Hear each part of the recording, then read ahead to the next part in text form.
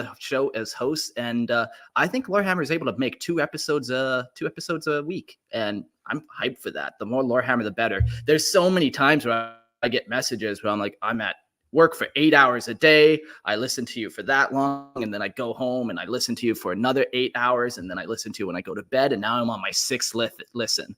So I think this will be healthier for you instead of just listening to the same stuff over and over. If we just up the content. Oh yeah, absolutely. I mean, I definitely fall into that category. I work a full-time job outside of this, and I have my headphones in all day long listening to podcasts. I mean, it makes a world of difference. I mean, truth be told, I drive in my car most of the day for my job, and so what do I listen to? Not music, Lorehammer.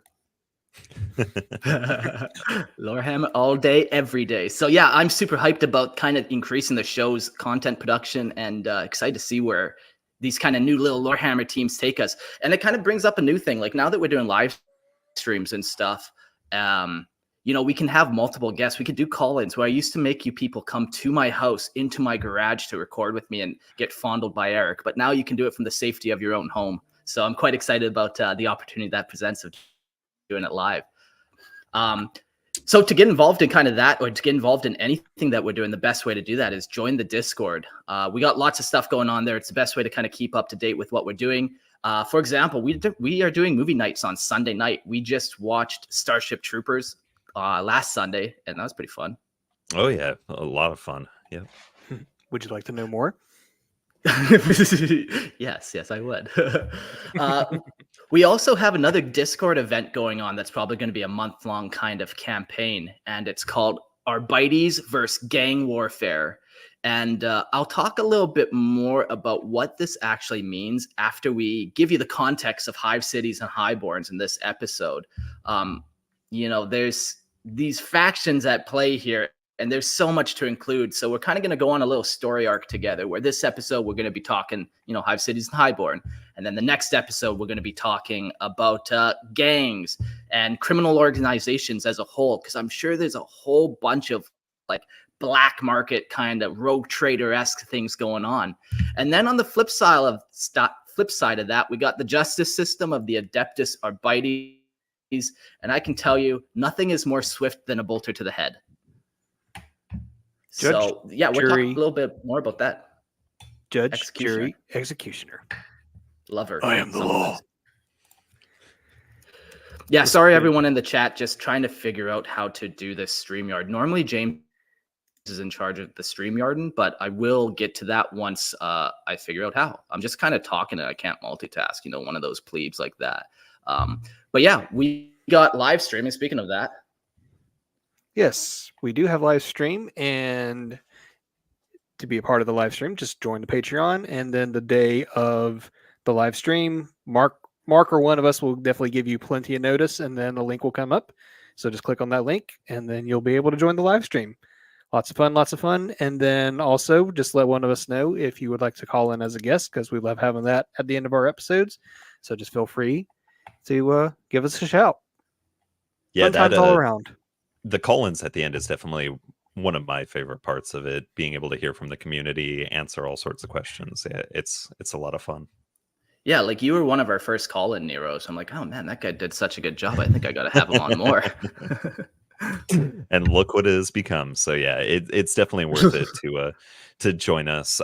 Speaking of joining, make sure that you join the Imperial Tithe and support the show. Even $1 a day makes a huge difference.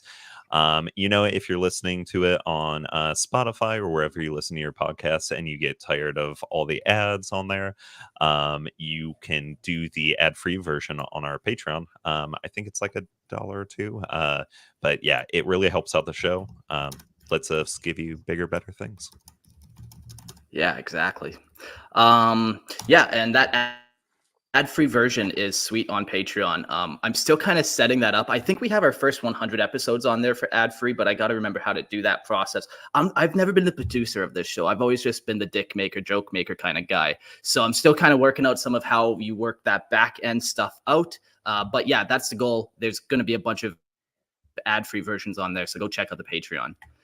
But enough housekeeping. Let's get to what you came to. We're talking Hive cities and Highborns. So let's start off with hive cities. A hive city, or simply a hive, stands as a towering testament to humanity's tenacity and decay within the Imperium of Man.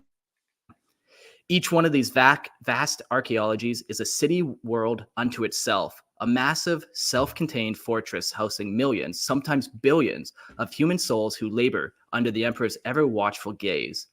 Hive cities are scattered across the urban hellscapes of hive worlds, densely populated planets whose sole purpose is to fuel the Imperium's insatiable hunger for resources and industry. Erected over millennia, many hive cities trace their origins back to the ancient age of technology, long before the Emperor's ascendance. Built from layers upon layers of rockcrete and adamantium, each hive is a towering man-made mountain. These colossal structures are forged from thousands of residential and industrial zones, stacked relentlessly, tier upon tier. The summits of these grim bastions are crowned by immense spires that claw skyward, home to the rare field upper classes who watch over the sprawling cityscape from their lofty heights. I've been playing a game called Return to Moria, and you can build one level and it's fine. You build 2 level and things start to get a little sketchy. You build 3 levels and all of a sudden the bottom foundation starts to take some strain. You build that 4th level and then all of a sudden your whole building collapses in upon itself. And I just picture these hive cities, these mile tall hive cities of just rockcrete and adamantium. And I can picture their foundations. I was an electrician and I remember some of the concrete foundations that were poured for these just tiny warehouse buildings that we were working on. But you would have these mile thick concrete adamantium support columns that no airplane is going to burn through with their jet fuel, I'm sure. Yeah, some of these spires, they reach into the upper atmosphere, like almost into the border of space. It's crazy. I guess when you live near the top, you don't want to see what's below you. Yep. Yeah. Shit flows downhill is what I hear. So yeah, absolutely. As one ascends within the hive, so too does the concentration of wealth and power, until reaching the soaring spires where nobility hold their decadent courts far above the masses. Below them lies crushing stratification of society, from the bustling manufactorums of the mid-levels to the choking smog-filled forges in the depths. Each tier is a world apart, and beneath it all, beyond the reach of the hive's industrial heart, lurks the underhive, a vast slum where sunlight is a forgotten myth and brutal gangs and twisted mutants rule. Hive cities rarely stand alone. Instead, they cluster in immense, closely packed groups called hive clusters, often dotting the surface of a hive world like festering sores. A single hive world may boast thousands of these towering, self-sufficient metropolises, each an engine of ceaseless production and survival, feeding the Imperium's unrelenting need for supplies, weapon, and labor. Originally conceived as bastions of the human civilization that could preserve their planet's biosphere, hive cities have long since lost any pretense of harmony with their environment. The age of strife stripped away advanced technologies that once enabled balance, leaving behind colossal structures that belch unending torrents of waste.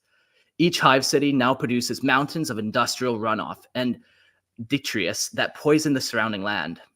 The surface of many hive worlds is a toxic wasteland, deadly deserts of ash where only hardy mutants dare to roam.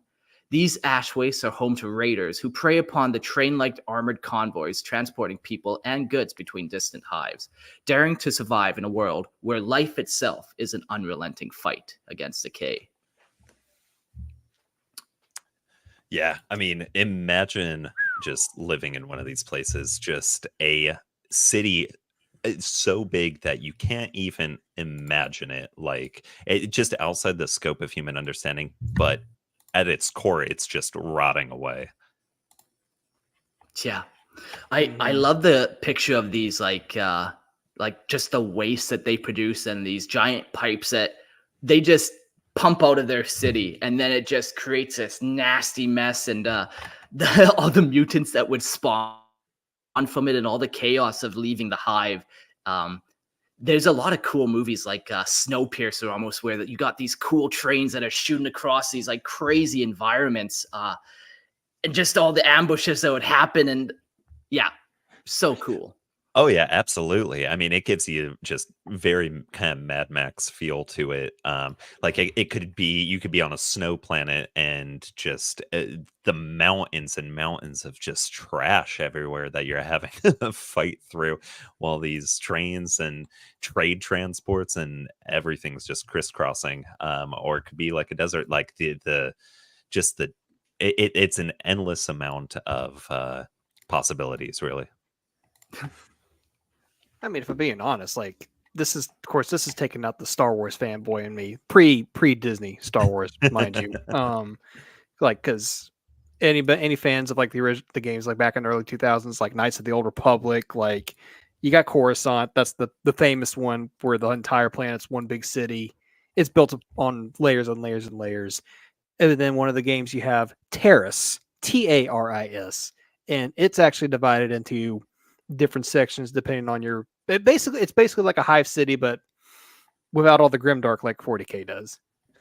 So Yeah, when I picture Coruscant, the buildings are sleek and round, and the glass is clean and shiny, and there's beautiful hover cars all working in perfect unison, crisscrossing the planet. No, not in 40K. It is a bleak, gothic construction where the walls are not only made of adamantium and rockcrete, it's also made of human bones and skulls. So that's always nice. Oh yeah, and you've got a population that's so large you can't even count how many there are. It just makes like doing some sort of census an impossible task. And most of these people that are living in these hive cities have never left. They've never set foot on their home planet. They've never seen the sky before. Just living in these overcrowded areas. It just the concept alone is hard to fathom. Yeah, millions or billions of people. Just rank, that would just be the most grossest place ever. Um, like if we're being honest, like when you think of the grim darkness, quote unquote, the grim darkness of the 41st millennium, this is exactly what comes to mind. Living in the Yeah. one of the worst hive cities imaginable in the worst conditions. If not a forge world, then a hive city is what really brings out the grim dark of 40K. Oh Yeah. yeah, absolutely. I mean, just imagine water's such a valuable resource. Most people probably aren't bathing or showering on a regular basis, and air is being purified through filters that are thousands of years old. I mean, you'd go nose blind in probably no time at all. Yeah. But just imagine all the cool, like, different type of alcoholic drinks they make off this weird, like, even the water is fermented somehow. So, at least there's that. Natural fermentation. it brings Yeah. it brings a whole new meaning to the term sparkling water. Oh, God. But now, I guess we could get a little segue into the layout of a hive city, since we're talking about layers upon layers. So, to live in a hive city is to exist in the world unto itself, a claustrophobic labyrinth where concepts like the sky, ground, or open horizon are alien myths. For countless souls, the rest of their planet is as distant as the stars themselves. Within these towering structures, entire sectors and layers have collapsed or been built over, sealing off regions and leaving behind forgotten ruins that harbor treasures of unspeakable value. Lost caches of archaeotech, previous remnants of the age of technology, lie hidden in these darkened depths, preserved through the age of strife as echoes of a more advanced time. The zones of a hive city reflect its crushing and social hierarchy, stacked from its blighted outskirts to the distant spires, each layer representing a world apart in status and suffering. Yeah, it would be wild, all the different technology that you would find in there. Like, these things are older than the Imperium of Man itself. And just the technology that you would find, if it still works, it could be just game changing, really. But unfortunately, it's been buried in the collapsed section of a tower, locked away under vaulting key, or protected by some gang that, is worshiping this crazy relic that they don't even know what it does, but they're like, I know it's valuable. Oh yeah. When I was doing a little bit of reading into hive cities, I don't want to get too far ahead or anything, but some of the very early hive cities that were created were possibly built from the generational spacecraft during the dark age of technology, where they dismantled these ships and then used that as like their beginning foundations. um, so there could be sections of like a hive city that's powered off of this just tens of thousands year old like nuclear reactor, but just all those different sort of technologies that have been lost to the decades, either, yeah, as you were saying, Mark, through the collapse, or just in areas that are just so dangerous no one dares to venture down, either from the criminal gangs or the pollution or poison that resides deep down. Yeah, like I would imagine just like how you can get accustomed to any environment. Like I'm a Canadian that moved to Panama, and that Panama sun is hot, but you know I acclimatized to it. And I imagine like let's say you're a highborn and you want to kind of go down and down and down, you'd almost have to take these stops and like kind of acclimatize yourself to different conditions as you go deeper and deeper. And you might have to spend a month in these spots even just to let your ears kind of adjust and get your senses back or whatever. Yeah, Wild so to you don't think get the sorry, go ahead. wild to think that the opposite is true. Like you got those climbers that climb Mount Everest, and you have to stop at certain points so you're used to like the thinner Yeah. atmosphere. It's just wild to think that you can do that in reverse when you go deeper down into these hive cities. Yeah, what is it called for like scuba divers? Is it called the bends, I think? Yeah, the bends. Yep. Yeah. Yeah. Yeah, and that's kind of like where you have to go down a certain depths and then let your pressure adjust, and then you can kind of go down again and let it adjust. And if you don't, it will make you really, really fucking sick. Yeah, Or worse. absolutely. And right. And you were mentioning, Gerald, about Mount Everest and the people that have frozen on the mountain that have become like landmarkers. I can imagine you're traveling down deeper into these hives, and you just, oh look, there's Greg. Wait here, and then we got to acclimatize real quick, and then we'll head down here in like the next week or so when our lungs have gotten used to all the pollution. Yeah, your little servitor Sherpa tagging along, carrying your gear for you.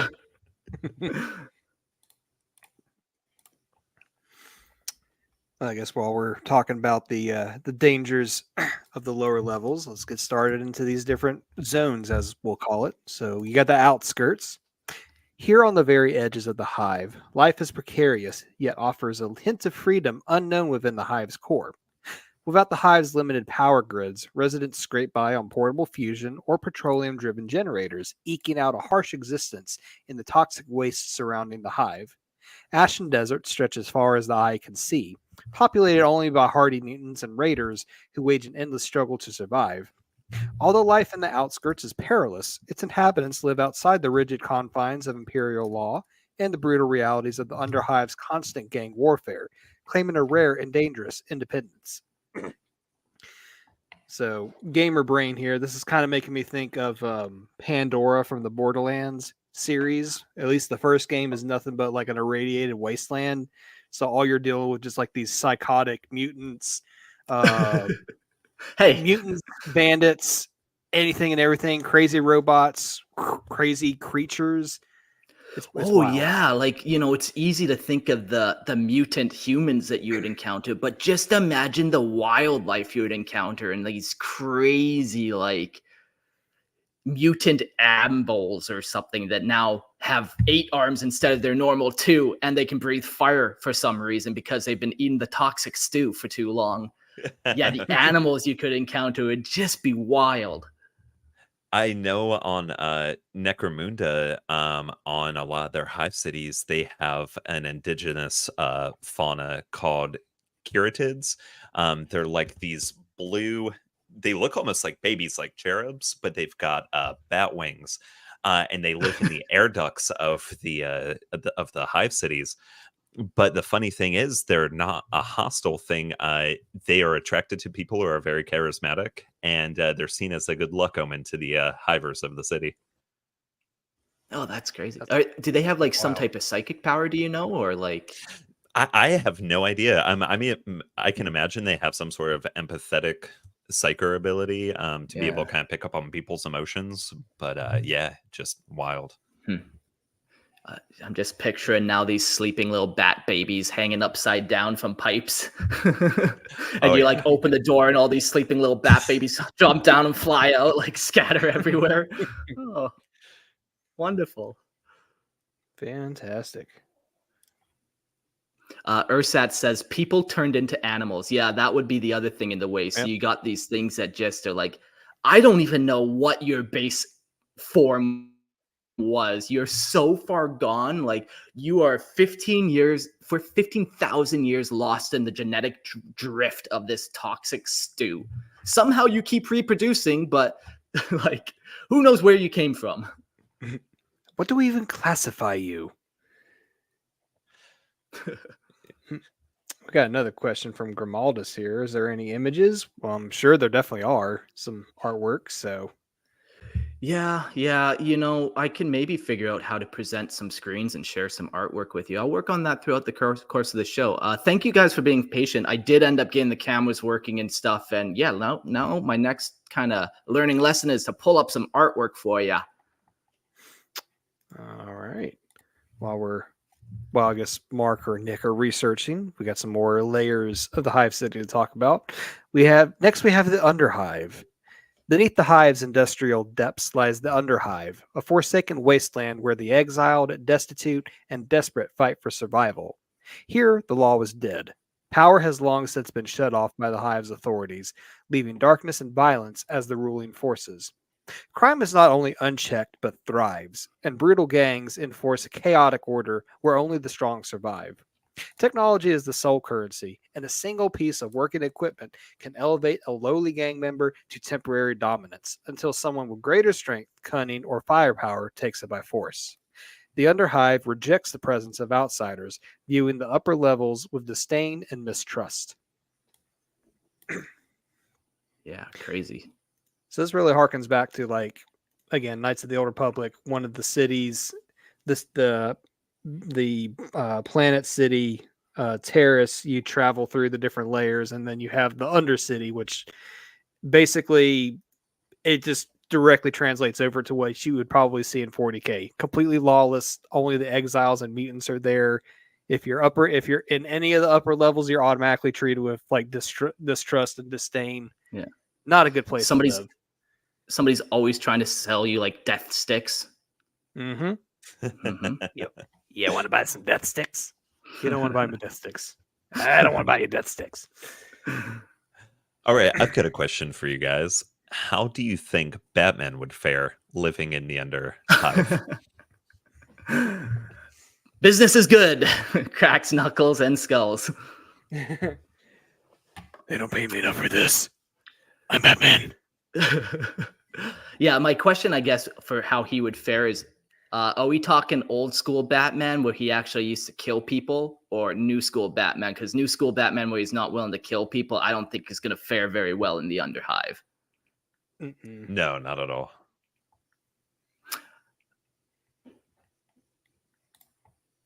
Yeah, there's just so many cool pictures. I just Googled image hive cities, and you get a billion different pictures of what a hive city could look like. Or even this one, you got, 5 different hive cities or hive clusters all kind of close together. It would just be such a thing. I'm sure even these structures are so fucking huge that they would mess with like the gravity of the planet, like it might even throw the spin of the planet off if you stack too many hive cities on one side of the planet or something. Might give the planet this weird wobble. I think we definitely know it messes with the ecology. Oh, definitely. Yeah.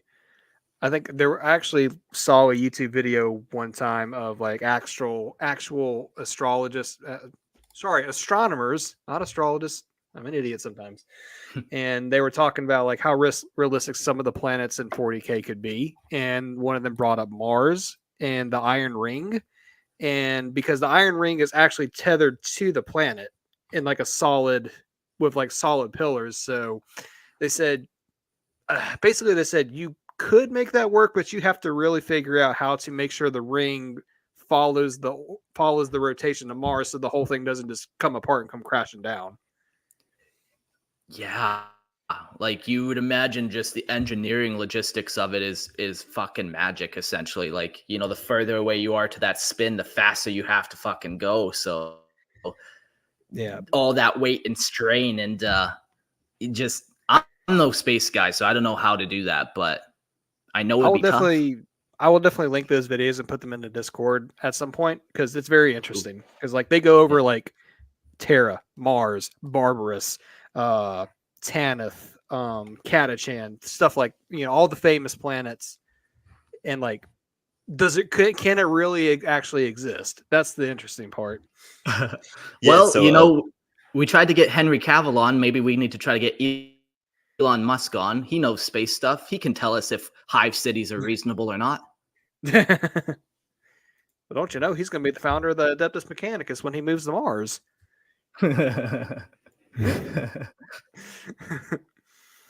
All right. Speaking of Mars, we have the lower hive. Very bad segue. I apologize for that. I'm here all night. Yes. Right. Rising above the underhive's lawless expanse is the lower hive, a vast churning hive of industry and labor. Here, the working class toils endlessly within the manufactoria and power plants that keep the hive alive. Though this layer houses the colossal plasma fusion generators fueling the entire city, its inhabitants must pay dearly for every flicker of light. Luxuries are almost non existent, and survival means laboring without end. These people live humble lives, raising families, clinging to a devout faith in the Emperor, and forever grateful that they do not reside below in the darkness. Yeah, it's such a crazy thought to think that these don't have light and that like they never see the light of day. And they're probably using the gross lights that give you headaches and stuff. They're not using nice sleek LEDs places that, you know, you can color change them. They're fancy. Yeah, no, they're probably like intentionally designed to drive you mad and control people. There's some crazy light technology out there now that, yeah, you can, I think it's some type of purple light that's like hypnotizing. You know, I'm not a scientist. I don't know. I just read conspiracy theories online. So look out for purple lights. That's all I can tell you. It's strange because there's some street lights that give off a purple light now, and they used to be blue or white. Things that make you go, yeah, man. What are they up to? They're throwing us all into some type of chaotic chaos here. So I can't remember which book it's from, but I remember reading too the description of one of the inside of the hive cities. It says it's almost perpetually like twilight is the level of darkness inside of these. There's like glow orbs that illuminate some of the areas, but for the most part, yeah, it's fairly dark. You think just you have generations over generations of these people living there. Your eyes are just going to get adjusted to the gloom over time. Yeah. Yeah, and then you get all these types of weird mutants that like maybe they're not so much mutants, but maybe more like abhumans.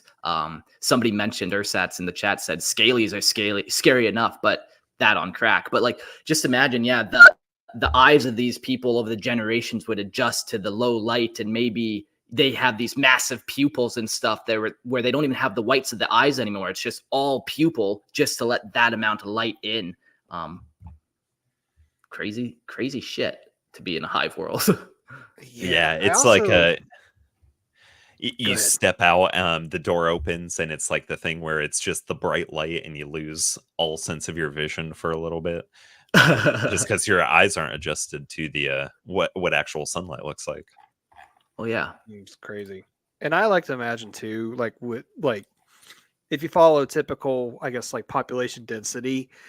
Like, yeah, the underhive is going to have like its fair share of outcasts and mutants and gangs or whatnot, and then same thing with like the outskirts or the ashen wastes. But I imagine like the lower hive, of the billions upon trillions of people, that's probably where the vast majority of them are going to be, cramped up in this tiny or relatively tiny spot.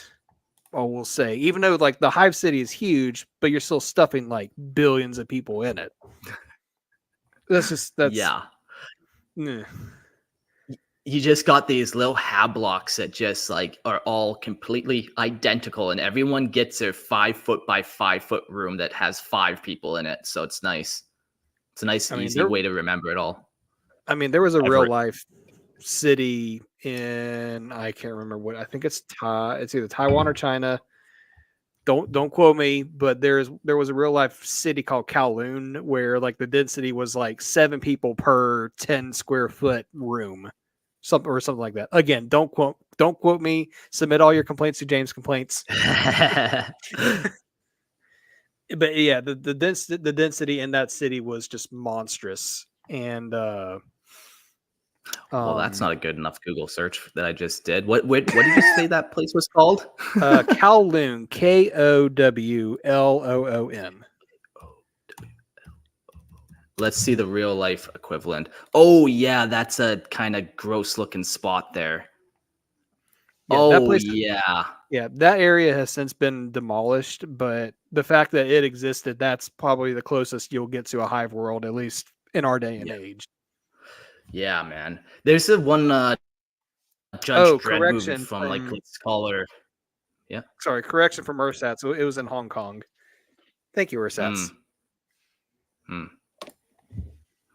There's that one Judge Dredd movie where they had the tower that he had to go and invade, and in the center the tower was hollow, and everyone just looked in at each other, and just how gross of a concept that is, man.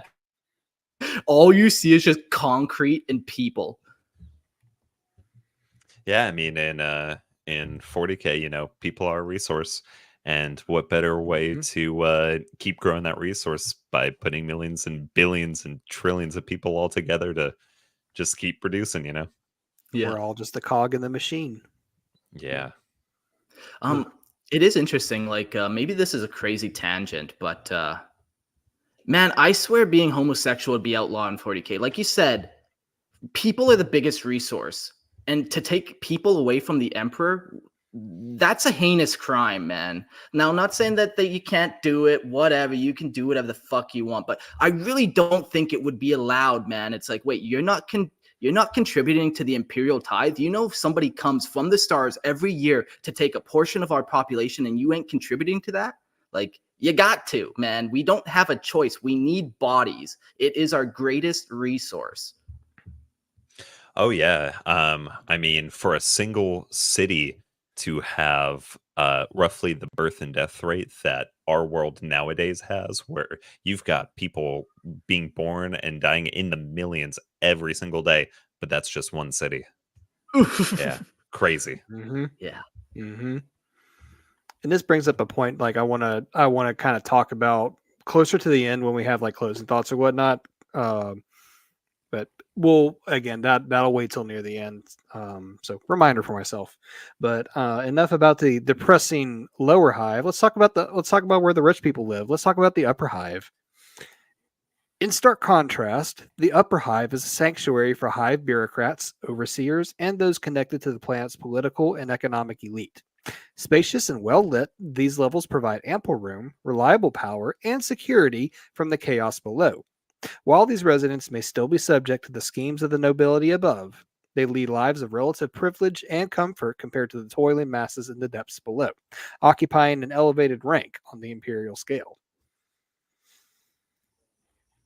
So Yeah, doesn't sound I'd too imagine terribly like bad, or at least in comparison. yeah, instead of 1 million neighbors, you only have 500,000 neighbors. Perfect. I would imagine too, like the air, yeah, everything just gets slightly better the higher you get, and like even the smog and that toxicity and stuff, like these spires start rising above those cloud lines, and then it almost you can see the actual sky, and you can see blue. You might even see a star every now and again. Yeah, you get beef ramen noodle packets instead of chicken for your corpse starch every day. You get an extra variety in your daily sustenance. Oh, perfect. We got a comment here. If from Ursats, I'd say the most 40K society's feeling would be the 17th century UK, where it's just to have 16 children and 10 die, but you need those workers to bring the money and keep it alive. Yeah, like that was a thing back in the day. You needed 10 children just so you could man your farm. It's a lot of work, and many hands make light work. Yeah, I mean, people in these hive cities, they've got to be hardier than you or I would be today. You would imagine, just from years of pollution and radiation and everything. I mean, just like on like a medical and atomic level, they probably are more resilient to like disease and stuff like that. I can imagine. Yeah, Absolutely. for sure. Another comment from Jax here. Live like rabbits, breed like rabbits. Slanesh is pleased. No, they're not doing it for pleasure. They're doing it for utility. In the name of the Emperor. When you work 16 hours a day and only have like 4 to 6 hours to sleep, you think that's the first thing on their mind? I'd imagine, man, you could get away with so much shit with a population that big. Like, okay, so you just have a bunch of children, and like you don't tell them that you have a bunch. So it's like your family's required to meet X amount of hours of weekly quota, and then you just kind of send in. The more children you have, maybe it's easier to meet that quota because you can kind of get under the radar. They don't know if you sent son number 4 or 5. They just know there's a worker on that spot that your family has been designated to fill. So it'd almost be like, yeah, you don't have any food now because you got a bunch of people, but at least you're not working 16-hour days. You're only working 10. Yeah, absolutely. Oh, but God forbid, do not let the Ministorian figure find that out. And then from the toppest of top of the hierarchy, we have the spires. Towering above all, the spires house the most powerful, wealthy, and influential nobility. Wealthy and influential. Nobility, planetary rulers, and off-world dignitaries. Some spires even breach their planet's cloud layers, offering views of a desolate world far removed from the filth below. The families here live in grand, villa-like estates where food, power, and advanced medical care are plentiful. But these comforts mask a more insidious threat. In the spires, a life can be taken with a whisper or a single poisoned drink, where cutthroat ambition replaces open violence, and betrayal is a currency all its own. In the underhive, one may be killed over a crust of bread, but in the spires, your enemies will scheme and take not only your life, but your very soul.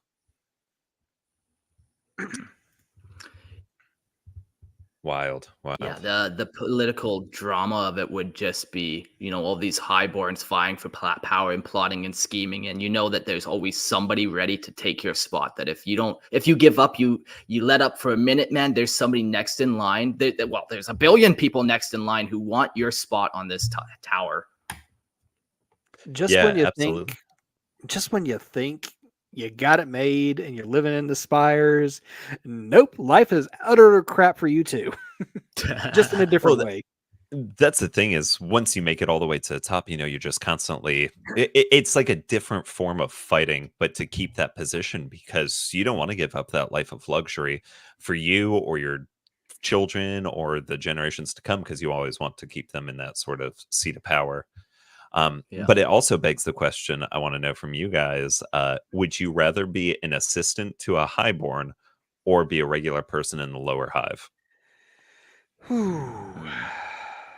That's I'm gonna go in the lower hive.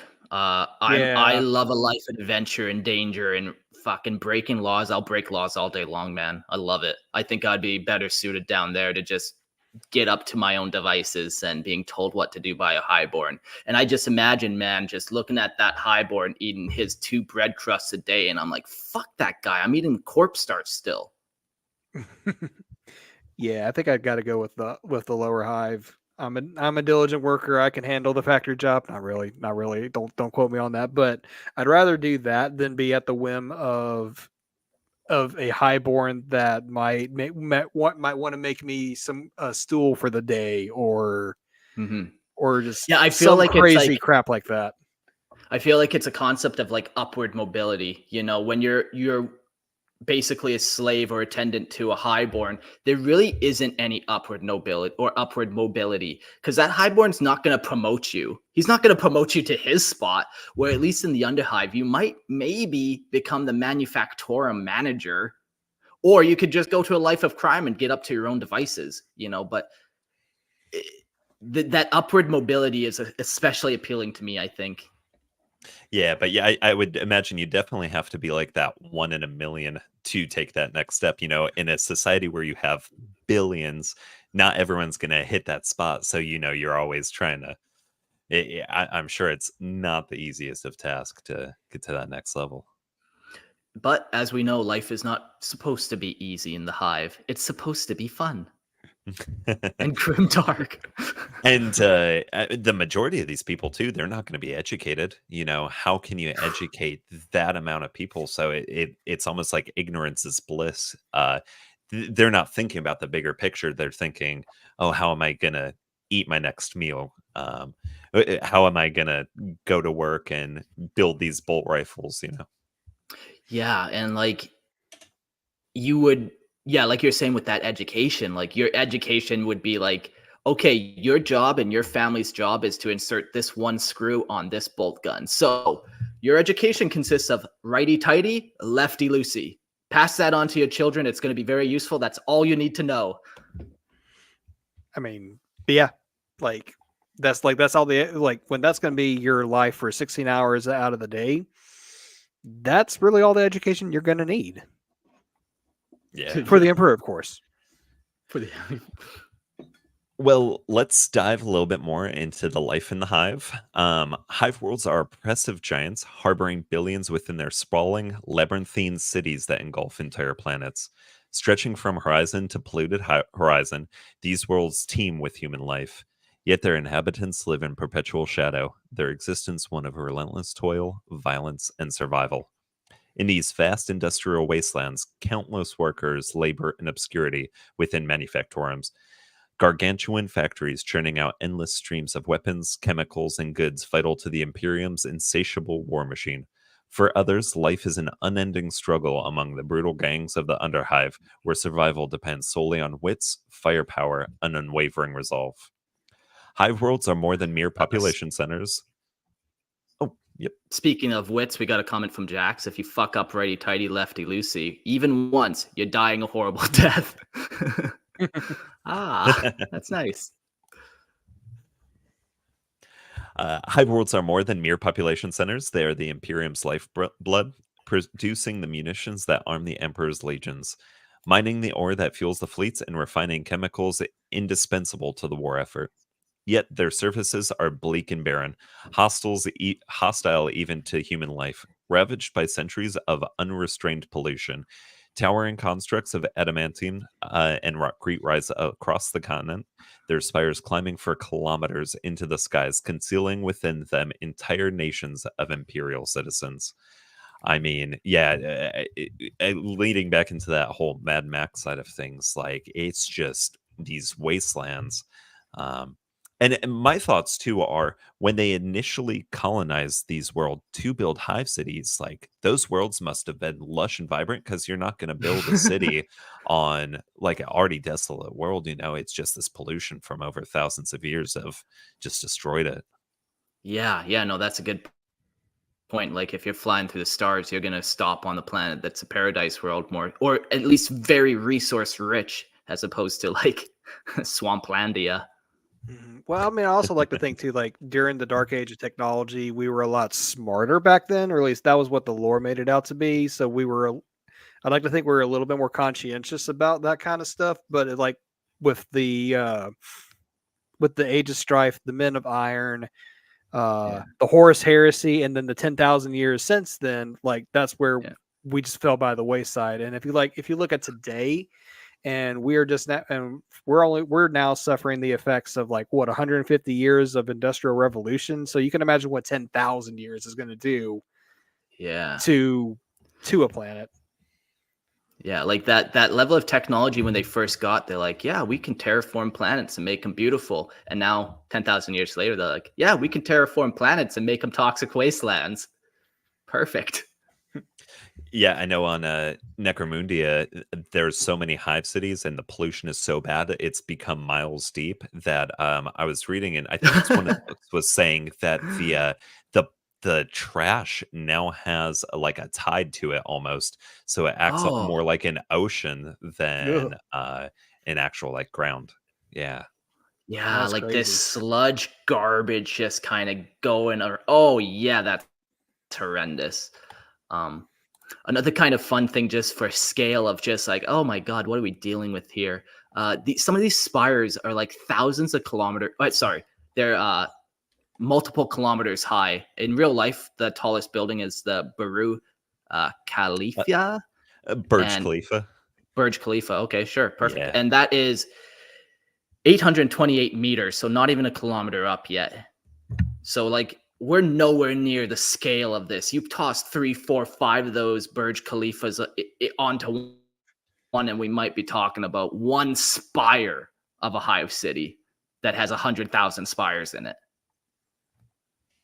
And what's crazy too is, if I remember right, 85% of Imperial worlds either have hive cities on them or are hive worlds. Oh, that's a cool fun fact. Okay. Yeah. Wait, how much of a percent?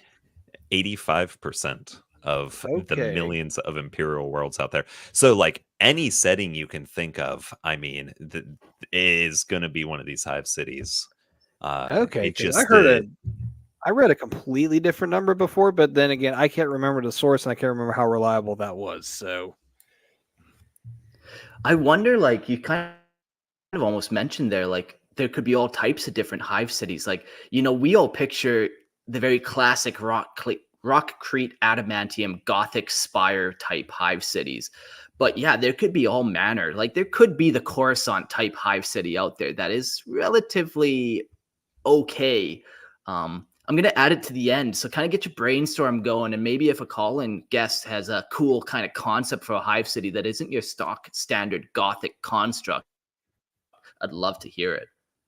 Yeah, I know a couple of examples are, I mean, any hive city probably around Ultramar is not going to be that bad, because you've got Gulliman, who's this master logistic person, and it's going to be probably a lot better structured.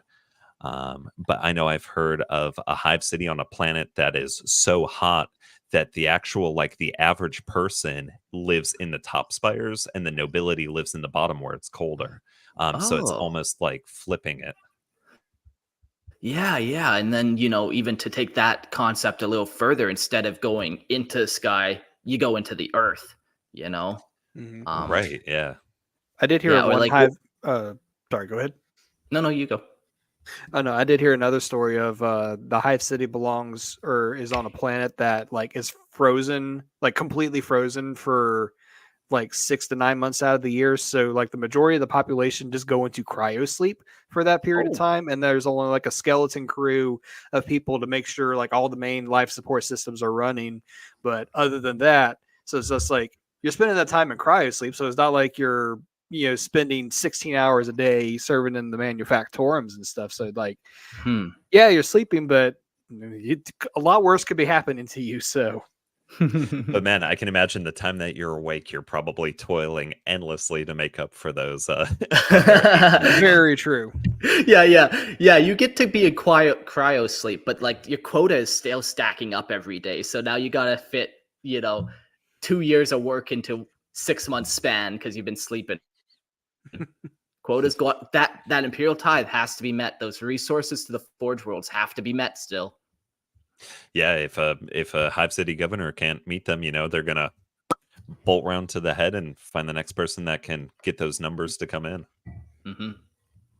Well, within each hive, vast populations are controlled by the whims of noble houses, minor empires unto themselves, who rule from lofty estates in the upper reaches, occasionally warring with rival hives over resources, powers, and influence. Above the acidic clouds that cloak the hive world's lower levels, their wealth affords them palatial dwellings, gleaming in rare sunlight, while below, acrid smoke casts the city into perpetual gloom. In the spires live the noble houses, the decadent aristocracy, wealthy scions of ancient families, and powerful merchant lords of the manufactorums.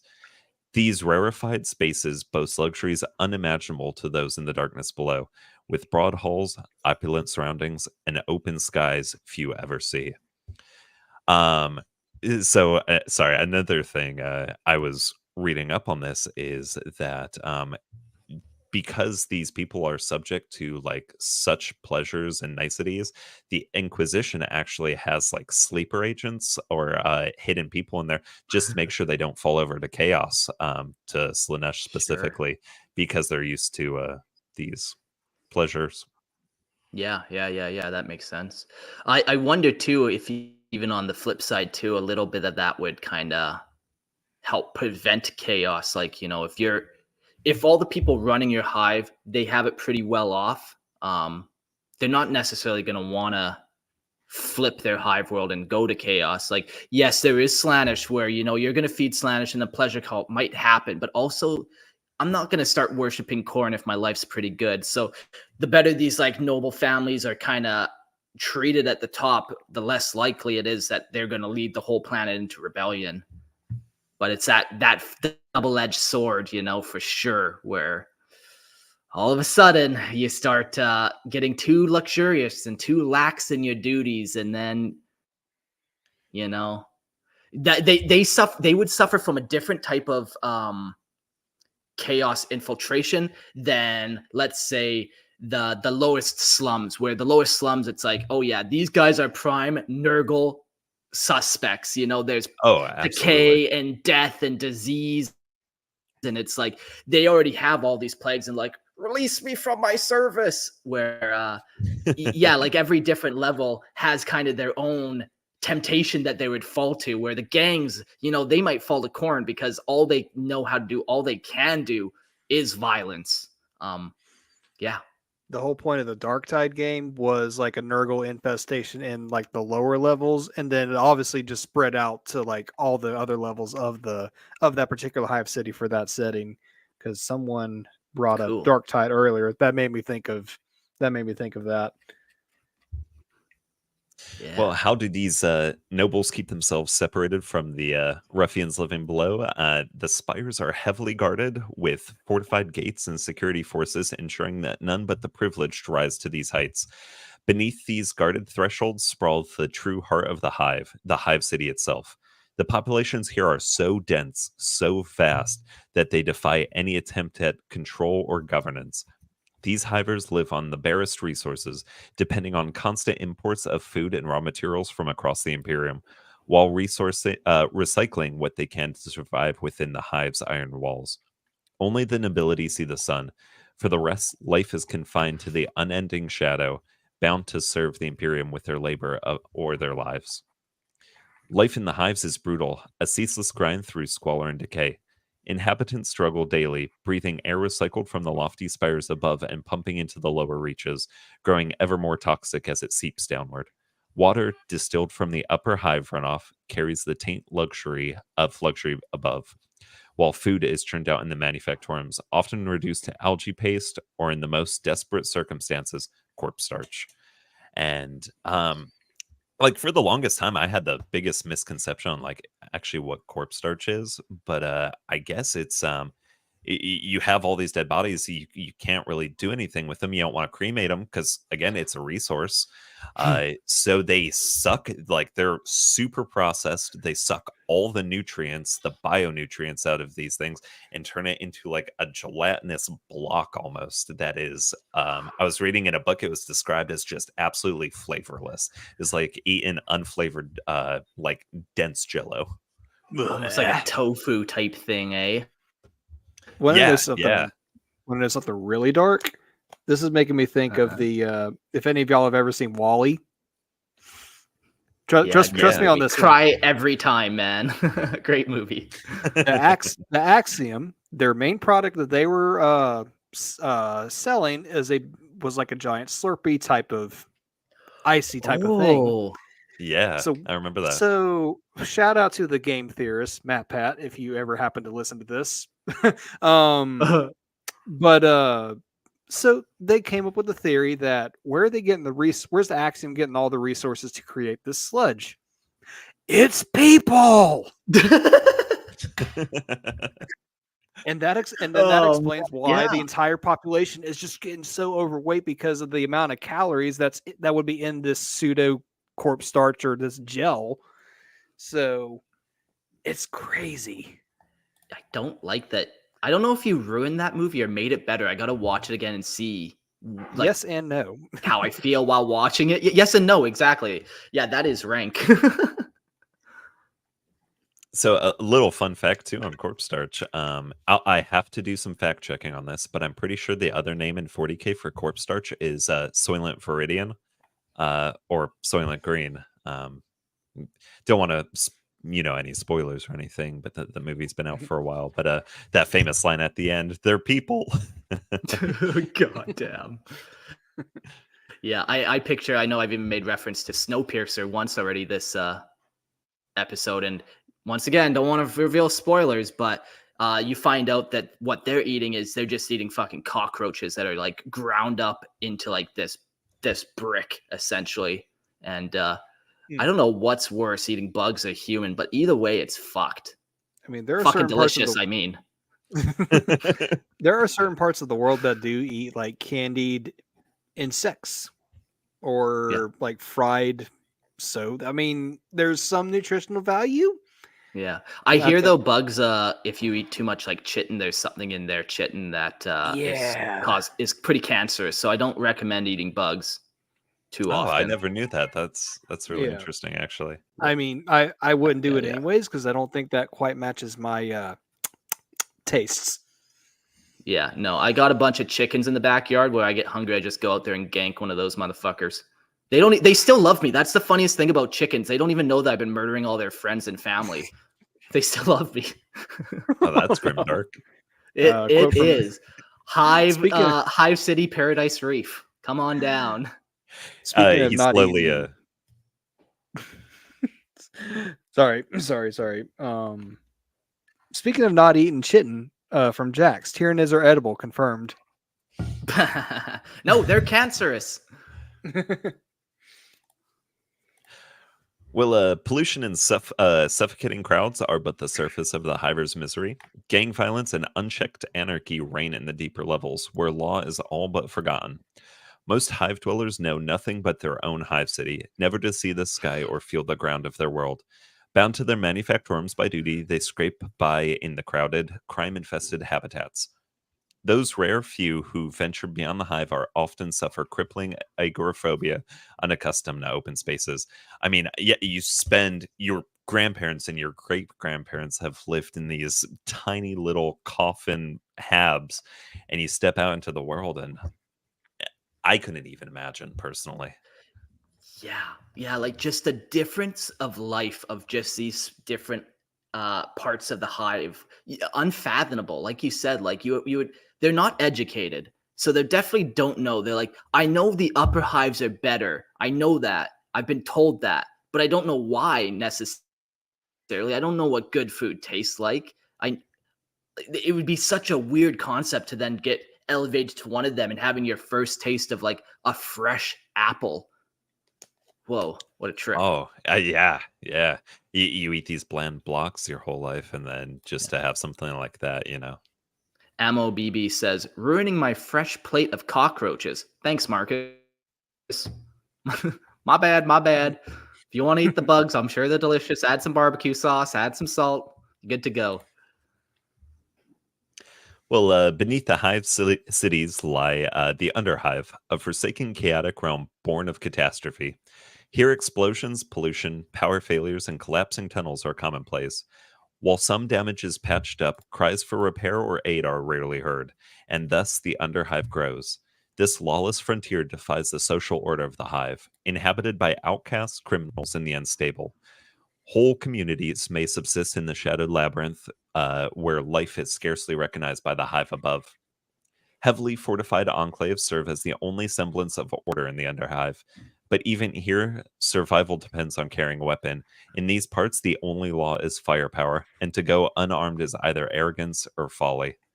The underhive is more than a lawless backwater. It's a buffer, separating the Hive city from its very lowest reaches. A drowned wasteland where centuries of waste and pollution have turned the landscape into a toxic quagmire. Here, the only life is that of twisted, monstrous mutants, and rumors abound of sump spawn and plague zombies that terrify hive children and adults alike. I mean, yeah, you've got the boogeyman. You got your parents telling you about poxwalkers coming for you in the middle of the night. If you don't work for 16 hours a day, the poxwalkers are going to get you. Yes, Dad. I actually listened to a pretty good audio drama not too long ago of poxwalkers in the Hive City, and they still had some of their mental faculties, and they would sing, and they would actually draw children from the hive by like this kind of singing, and the singing would draw you in, and then they'd be contaminated, and it just kept growing. I don't Crazy. like that at all. That's fuck. Mm. Yeah. Mutation is a fact That's of life so in the eerie. underhive's toxic depths, often ignored by those desperate enough to live here. But fanatic cults like the Redemptionist occasionally descend into crusades, intent on purging these impurities. Many of them are never seen again, disappearing into the shadows of the underhive, lost to its consuming depths. Yeah. Yeah, like if you go down there, like there's no way to navigate. There's no way to get around. You might even have a map that you think you're going to use and go down there and find your way around. But like that map's outdated. It's been changed. Everything's been switched around, or like this tunnel has collapsed now. So now it's, or been overrun by toxic sludge or whatever. Like it would just be the craziest maze of all time. Yeah, that's nuts. I mean, we were talking earlier about all the potential relics and things the Adeptus Mechanicus, they're searching for these old technologies. Just who knows how much is really down there. Yeah. Up next, we got, we'll move back up to the very tops of the spires, somewhere a little more wholesome and a little less dank. We're going to talk about some Highborns. Let me just share my screen here for everyone watching the YouTube. Highborn, man, there's some sweet old school art of like the John Blanche style artwork for Highborns. And they just look like, how would you describe like their style? It's almost like British. I picture like a British judge with his weird, pompous, weird wig and robes, and just everything's over the top and grandeur. Yeah. I mean, that is a great description. Yeah, like royalty, Victorian royalty, and like an old judge. Yeah. The Highborn, or Nobleborn, are the exalted elite of imperial worlds, reigning as lords, princes, and overseers of sprawling cities, star systems, and even entire planets. With privilege as their birthright, they exist far removed from the relentless toil and hardship of the masses. Their heirs are groomed from infancy for stations of influence, poised to command with the innate authority. Theirs is the finest life offers, or theirs is the finest of life's offerings, be it the scrumptious feasts from the richest lands or the most forbidden luxuries drawn from far-off worlds. But theirs too is a world steeped in treacherous intrigue, where rivalries and vendettas are inherited, and enemies linger in the shadow, ready to strike for a taste of such power. So we got influencers up at the top, I guess. That's fun. Trying to make sure everyone stays in line. Many highborns live high above the fray, ensconced in lofty spires, castle cities, or palaces that scrape the sky, worlds away from the masses they rule. To be the highborn, they are the very embodiment of the imperial will, the voice of the emperor himself to those below. The thought of anything upsetting this natural order is heretical, a blasphemy they cannot fathom. They breed apart with noble houses woven across the stars, bound by ancient bloodlines, strategic marriages, and political webs that secure their strength, even when the fortunes of their own world may falter. Shaped by generations of selective breeding and traditions cultivated over centuries, they hold within their veins the legacy of the Imperium itself, heralding themselves as humanity's finest, though the truth may be less splendid. Yeah, these ancient bloodlines, I remember going to my grandparents' house, and they had like a huge family tree on the wall with like 100 different people.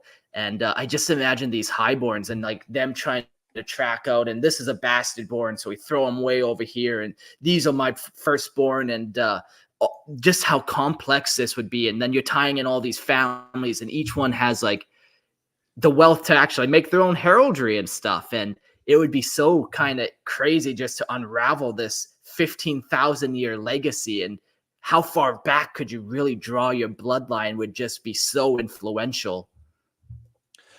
Yeah, it's incredible. I know, like Hive Primus, the governor of that, Lord Helmar, his family's been ruling it for 7,000 years, and to just be Wow. able to Yeah. track that back.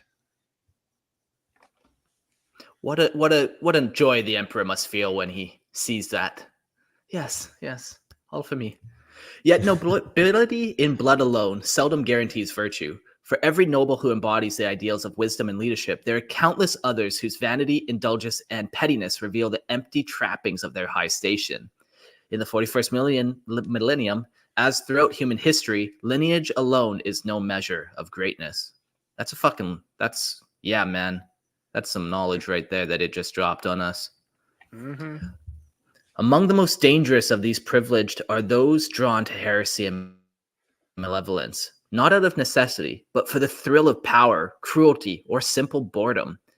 The Inquisition watches such noble closely, for those rogue highborns have the resources, influence, and scarcity to cause untold harm.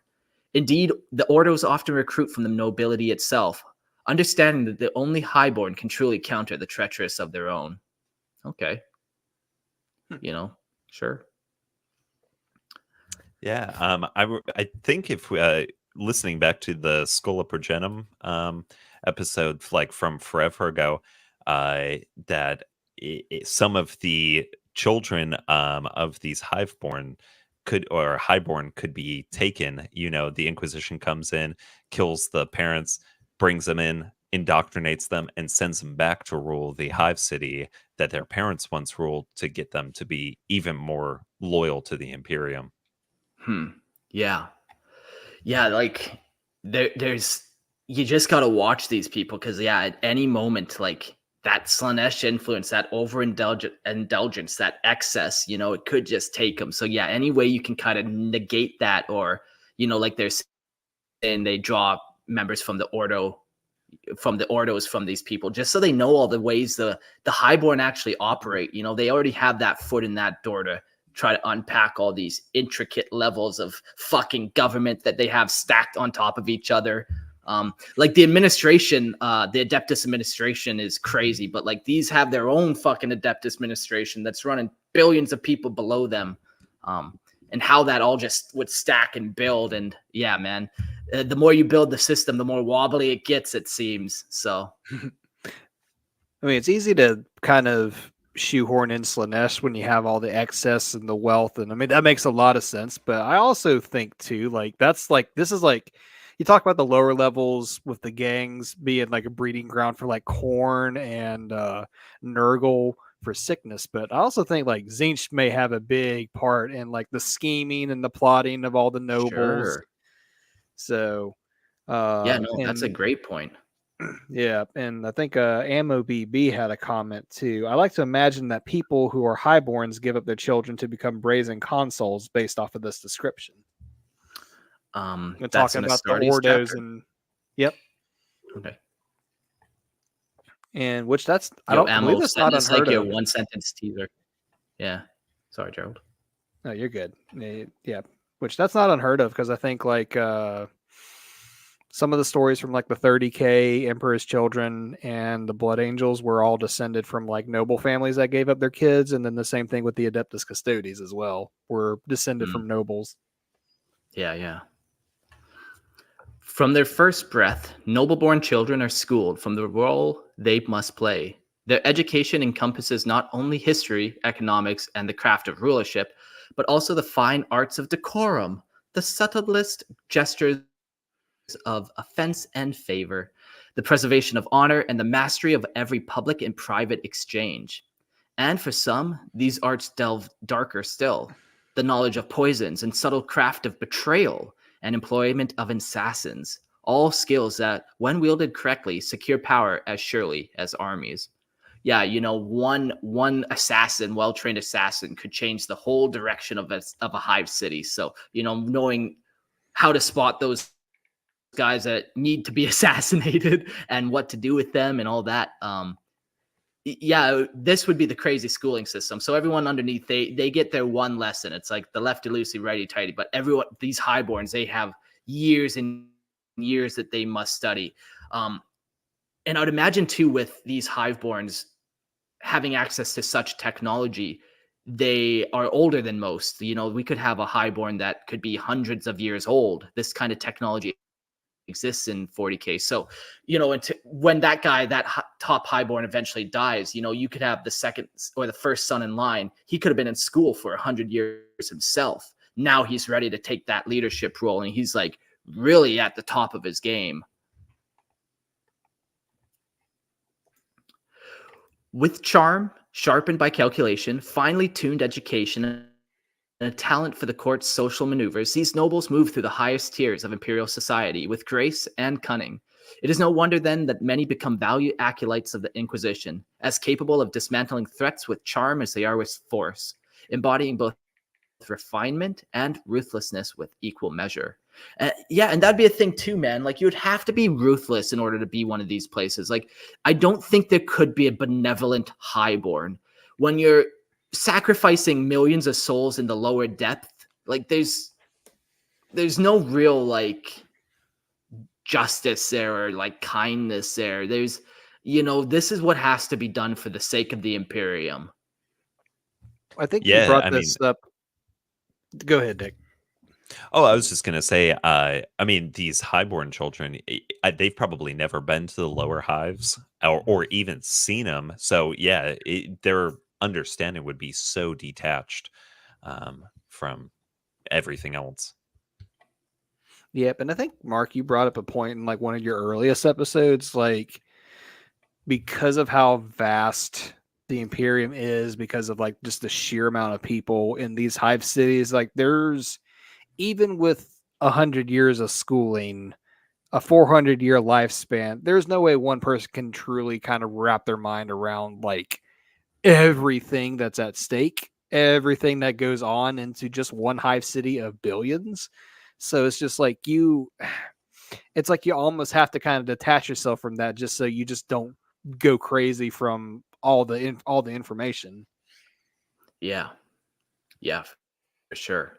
And you'd have to get very comfortable with those statistics, and maybe there is that number where when you reach a certain threshold of people, it becomes like irrelevant, but yeah, you just have to make those crazy calls where maybe there is a Nurgle plague on the lower depths somewhere, and you decide to cut off that whole part of the city from everyone else, and you just let a million people die, because that's the easiest way to deal with this type of rebellion.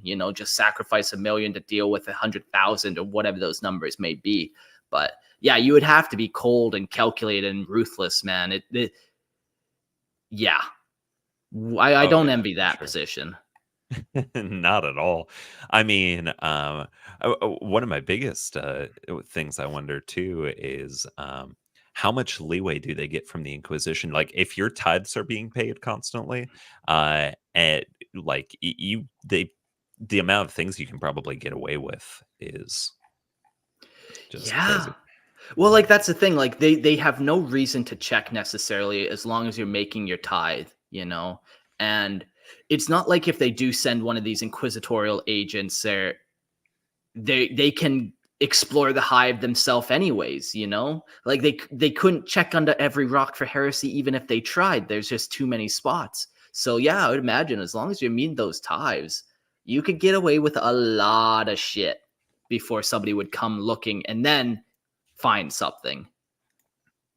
Yeah, I mean, that's pretty much the catch-22 right there. Is like, the Emperor doesn't care. The Emperor and the High Lords don't care how you run your planet, as long as you're bringing in those people, as long as you're bringing in those munitions, those resources. One slip up, though, then they're bringing the Inquisition on you, and that's not a good time. Yeah, and there is always somebody behind you that can take your spot. So just that's like, that has its own level of stress right there. So. Yes, I would imagine. Speaking of stress, let's talk about the life of a Highborn. Highborn exists across nearly every world in the Imperium, from the needle-like spires of hive cities to the rugged forts and stone-hewn halls of feral kingdoms. They are the fortunate elite, rulers not by public consent, but by inherited privilege, their authority bound to them by ancient bloodlines. So, that's tale as old as time right there. It's like you're descended from someone famous, ergo, you are a noble. Wow. Though the scope of their power varies from planet to planet, their purpose remains unchanged, to lead and wield the political and material resources of their worlds. Most Highborn are raised with a singular focus, trained for governance from a young age, whether by mentors who instill a sense of noblesse, I can't words tonight. Nobles oblige, or more commonly, by elders who teach them detachment from and disdain for those below them.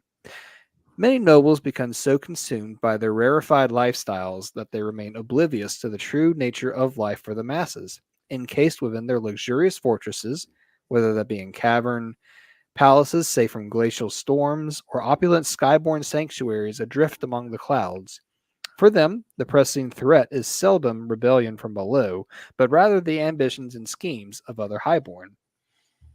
Which that goes back to the point we made earlier of like, yeah, you may be living a cushier life, but it's still just as much crap as the people down below, but in a different manner. Because then you got other people that are the other billion people behind you that are vying for your spot. Yeah.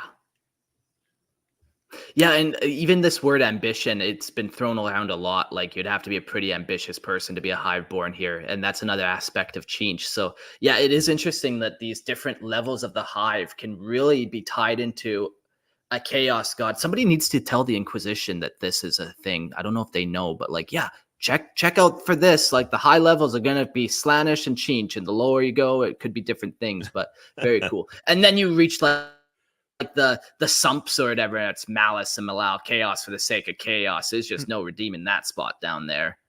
Gee, Mark, you seem to know a lot about these chaos gods in these hive cities. Yes, Mr. Inquisitor, this one right here. This one right here. Seize him.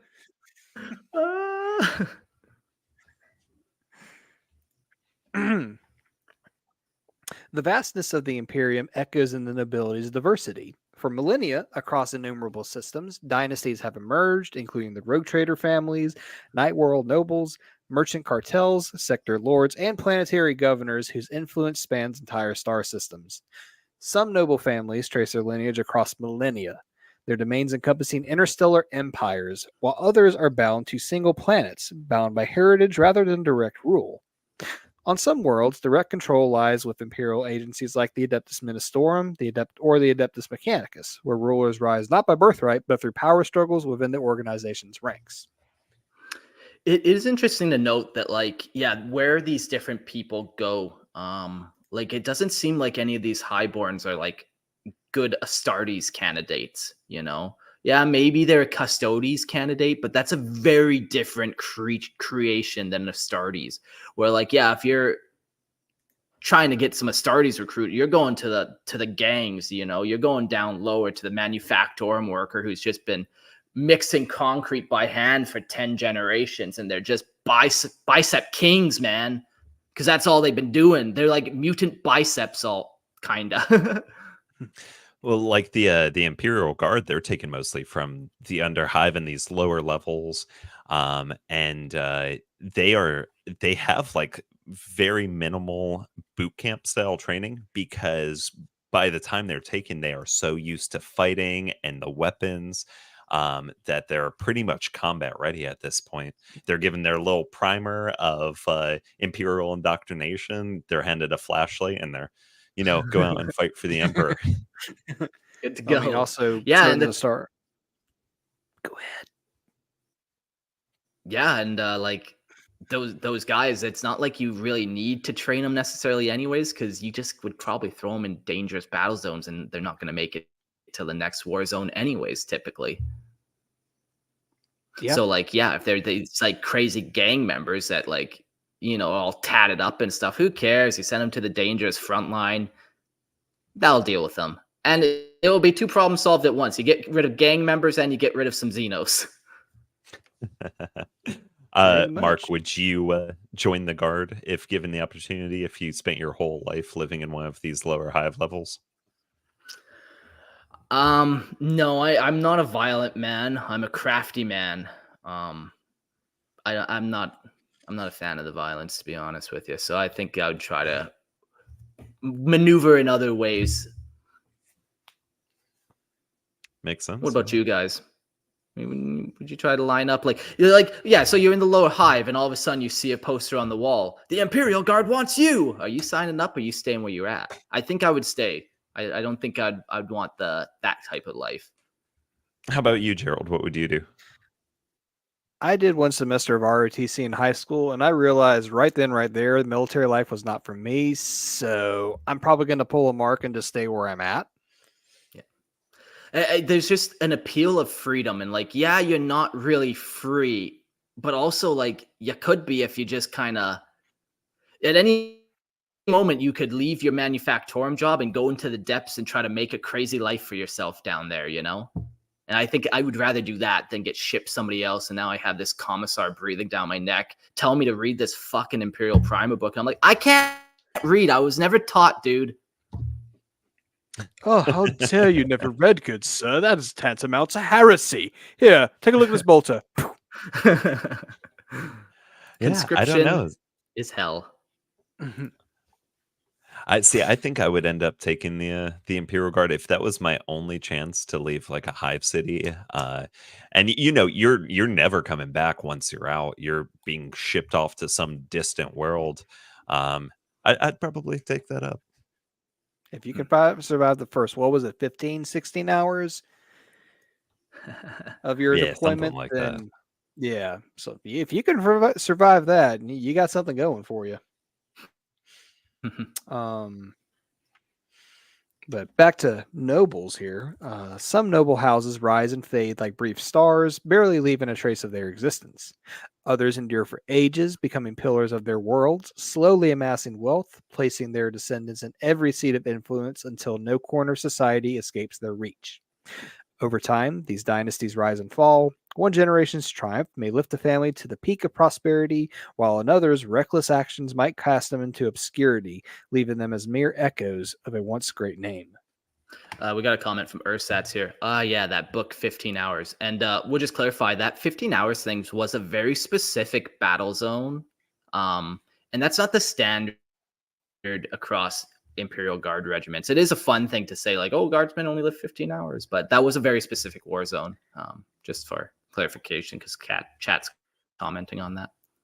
True. Yeah, true. I think I've made that mistake before, believing that Imperial Guard only lived for like 15 hours. But as you pointed out before, you'd have almost no veterans or anything if that was the case. You know, you couldn't supply enough people to make it any longer. Like you'd be having millions of people die so quickly if it was only 15 hours. Yeah, exactly. I was listening to another podcast that was talking about like connections between 40K and real life, as scary as that is. And someone brought up the Battle of Stalingrad from World War II. And just from that battle alone, like the average lifespan of a soldier on either side was probably like 12 to 13 hours. So lower than the quote unquote average expectancy of an Imperial Guardsman. Oh, so the 40K isn't that grimdark after all. Yay. The only thing more grimdark than 40K real life is Russia. Fun.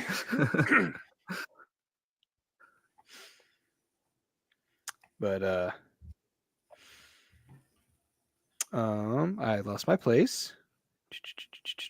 To be a highborn means more than simply inheriting power. It is a lifelong duty to safeguard and elevate the house or clan, for power attracts desires like iron to a magnet. Noble families, therefore, engage in relentless struggles for dominance, where victory is earned not in open battle, but in whispers, debts, and veiled threats. In this shadowed war, wealth alone is secondary to the currency of favors and influence. Should a family fall from grace, they find little justice in this world of ruthless ambition. The only recourse is retribution in kind, for here in the murky waters of the nobility, survival is for the sharp-witted and the strong-hearted alone. Yeah, That's where I'd fall, I think.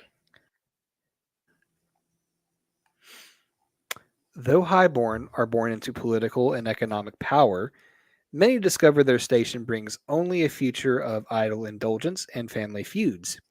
Even in the most influential families, heirs to the true power are few, while many others are left drifting, surrounded by luxury yet without purpose. This idle life leads highborns down diverging paths. Some strive to climb the steep hierarchy within their family, vying in the perilous arena of imperial noble politics, while others seek freedom from familial control, venturing out to carve their own paths. For those who stay, family ties are inescapable. The reputation and influence of their lineage clings to them, making true independence impossible.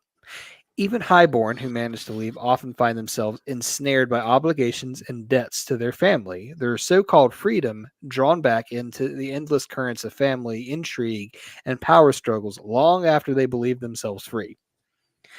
This makes me think of that quote from The Godfather. Anytime I thought I was out, they pulled me back in. Yeah. Yeah, I mean, and you were saying before that some of these children become like acolytes for the Inquisition. I mean, how awesome would that be? You're one of these highborns, but your son or daughter is in the Inquisition. Then you have this extra power behind you. Yeah. Yep. Absolutely.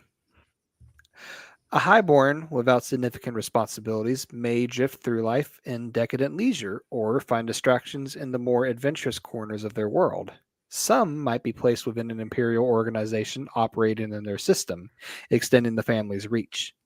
Whenever they rise through the ranks or pursue a token career, they can do so without fear of repercussions, assured that their house's political weight protects them from dismissal or dishonor.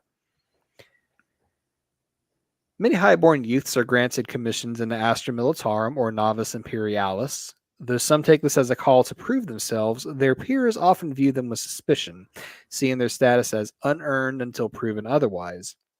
Others attempt to break free of their families entirely by volunteering for the Imperial Guard or Navy, seeking roles where they can rely on their own merit through such paths, though such paths are perilous.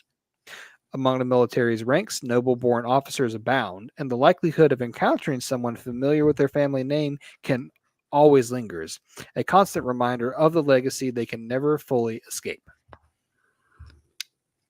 Yeah, that wouldn't be a good spot. Like, yeah, you know, this Hive City is sending their Imperial tithe and making their guard regiment, and you know, that these lower Hive scum might know what your family is, who the family is, that highborn family, and like, yeah, the bullying that would ensue. Like, where's your family now? You got shit now in the guard trenches. Like, that would be a very dangerous place. I think even more so than like in the Hiveborn, like dealing with other Hiveborns in the Hive Spire or whatever. You know, when you go out to the guard regiment and yeah, all of a sudden you got these people just like, for generations, your family has fucked mine. And like, oops, he disappeared.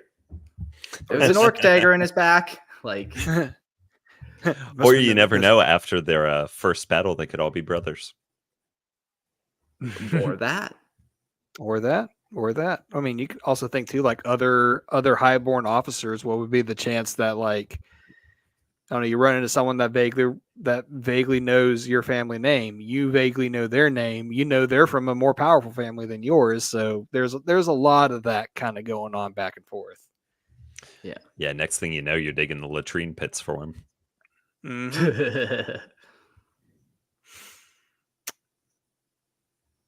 And let's see here. Oh, and rounding this out. In rare cases, some truly sever ties, abandoning their house to become renegades or pirates, often often after pilfering their family's wealth. To their kin, worse still are those highborn who forge their own identities as liberators or free agents, living lives that defy the noble expectations they were born into.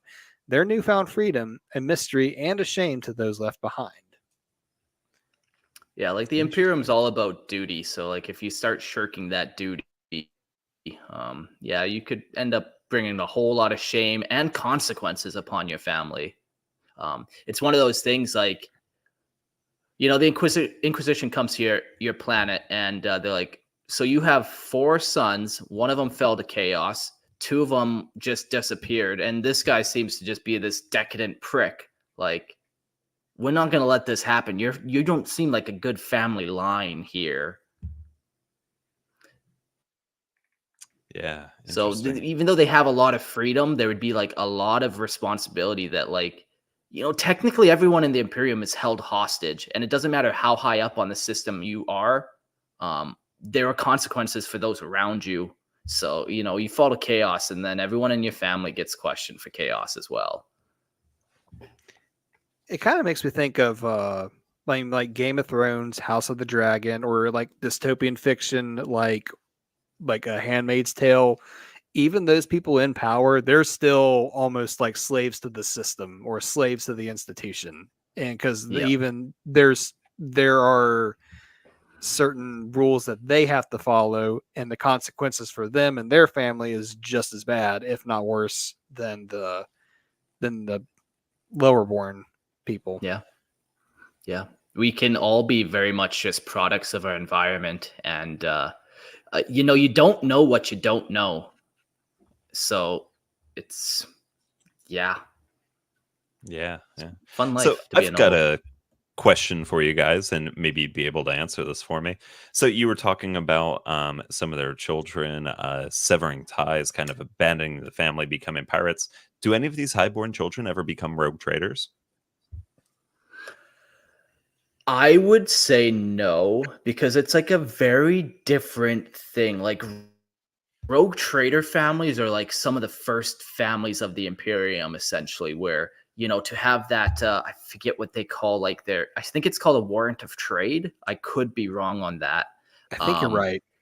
Yeah, but like that is signed by the emperor himself, so Oh, like those crazy. families are completely separate in my mind. And maybe during the Great Crusade, some of these families became the rogue traders and stuff, but I don't think you just can get that status. It's like its whole other highborn legacy. Yeah, see, my That knowledge on rogue traders is not great, so I figured you know it probably a little bit better than I would. sounds like Lorehammer has to do an episode. Oh, that would be a killer episode, absolutely. Comment from Jax: warrant of trade is correct. Fact checked by Google. Google knows. Okay, perfect. Well, some of the noble houses and Adeptus Ministerium, on many worlds within the Imperium, the power and authority of noble houses are woven closely with the imperial state church, the Adeptus Ministerium.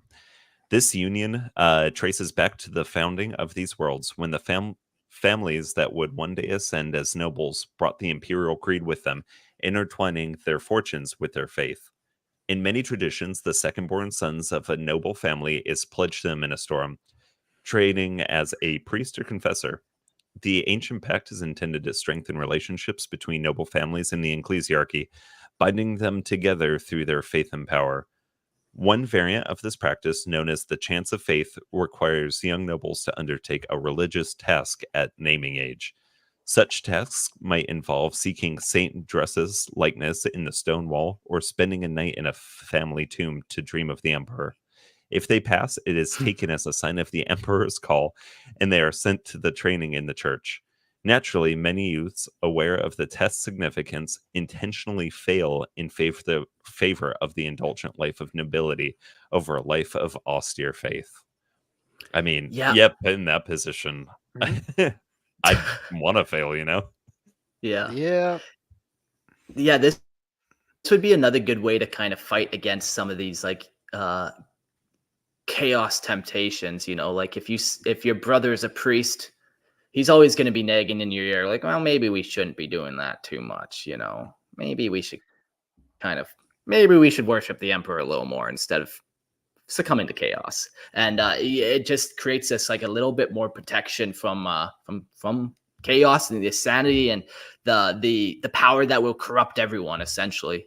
I mean, that was also a pretty common practice too in medieval European families. Like the firstborn, preferably the son, would inherit everything, the lands, the titles, and all of that. But then if like there was a secondborn or a thirdborn, usually they were sent into the church to basically spread the family's influence in matters of faith and things like that. And then also that would that would in turn go back to them, and they would actually end up inheriting a lot of land, or for the church in heavy quotation marks, but you know. Yeah. Are you saying that the Roman Catholic Church and the ecclesiarchy are slightly similar in their approach and power and control? I have no comments at this time. We don't want to have any more issues with the Lorehammer legal. No, so we don't. I already made a 9/11 joke, and I don't want any problems here. So, on Vestroyan hive cities, so the firstborn sent away to combat, the secondborn is sent to the church. So, yeah, you just have to deal with the thirdborn being your heir. Perfect. The emperor just keeps taking your children from you, but it's okay. The emperor, if it's for the emperor, so it's fine. For the emperor, of course. In worlds like Tefine, the bonds between Ministorum and nobility are so strong that siblings often wield both church and state power, blending these roles seamlessly. In other places like Malfi, the duties of nobles and priests are kept sharply distinct, with each domain operating independently but equally vital. Regardless of local customs or the leanings of individual nobles, the influence of the Ministorum remains essential to many noble houses, even as sometimes strained against the church's doctrines. Its presence is an indelible part of the society, an institution they respect or resent, but ultimately rely upon to preserve their social fabric. The emperor protects unless they die, and of course, that's on them. That's what our stat says. Yeah, this is kind of cool. Like if you're making your own hive city, even just kind of, how do these hiveborn go or operate? Like where do their children go? Like you're saying, maybe your firstborn goes to like the church because that's what you value the most. And then your secondborn runs the place. Your thirdborn now is going to the imperial tithe. It's kind of cool. A good way to add character. And even like if you're writing characters for like if you're writing an Imperial Guard commander, like what was his birth order and why was he chosen where he was sent to go or whatever.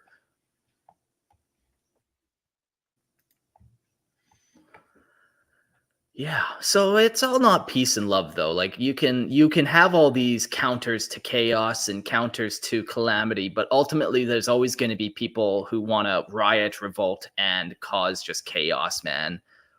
Whether they're sick of the lot that they're in or whether they've been influenced by a dark god, there's always going to be some type of problem on the horizon for you to deal with. The saying that any human civilization is 3 missed meals away from anarchy is a timeless adage that echoed with even greater urgency on the hive worlds. In these colossal crowded cities, millions live shoulder to shoulder, utterly reliant on the sprawling infrastructure that provide them with basic necessities like food, power, light, and clean air. Man, that's a crazy saying. 3 missed meals away from anarchy.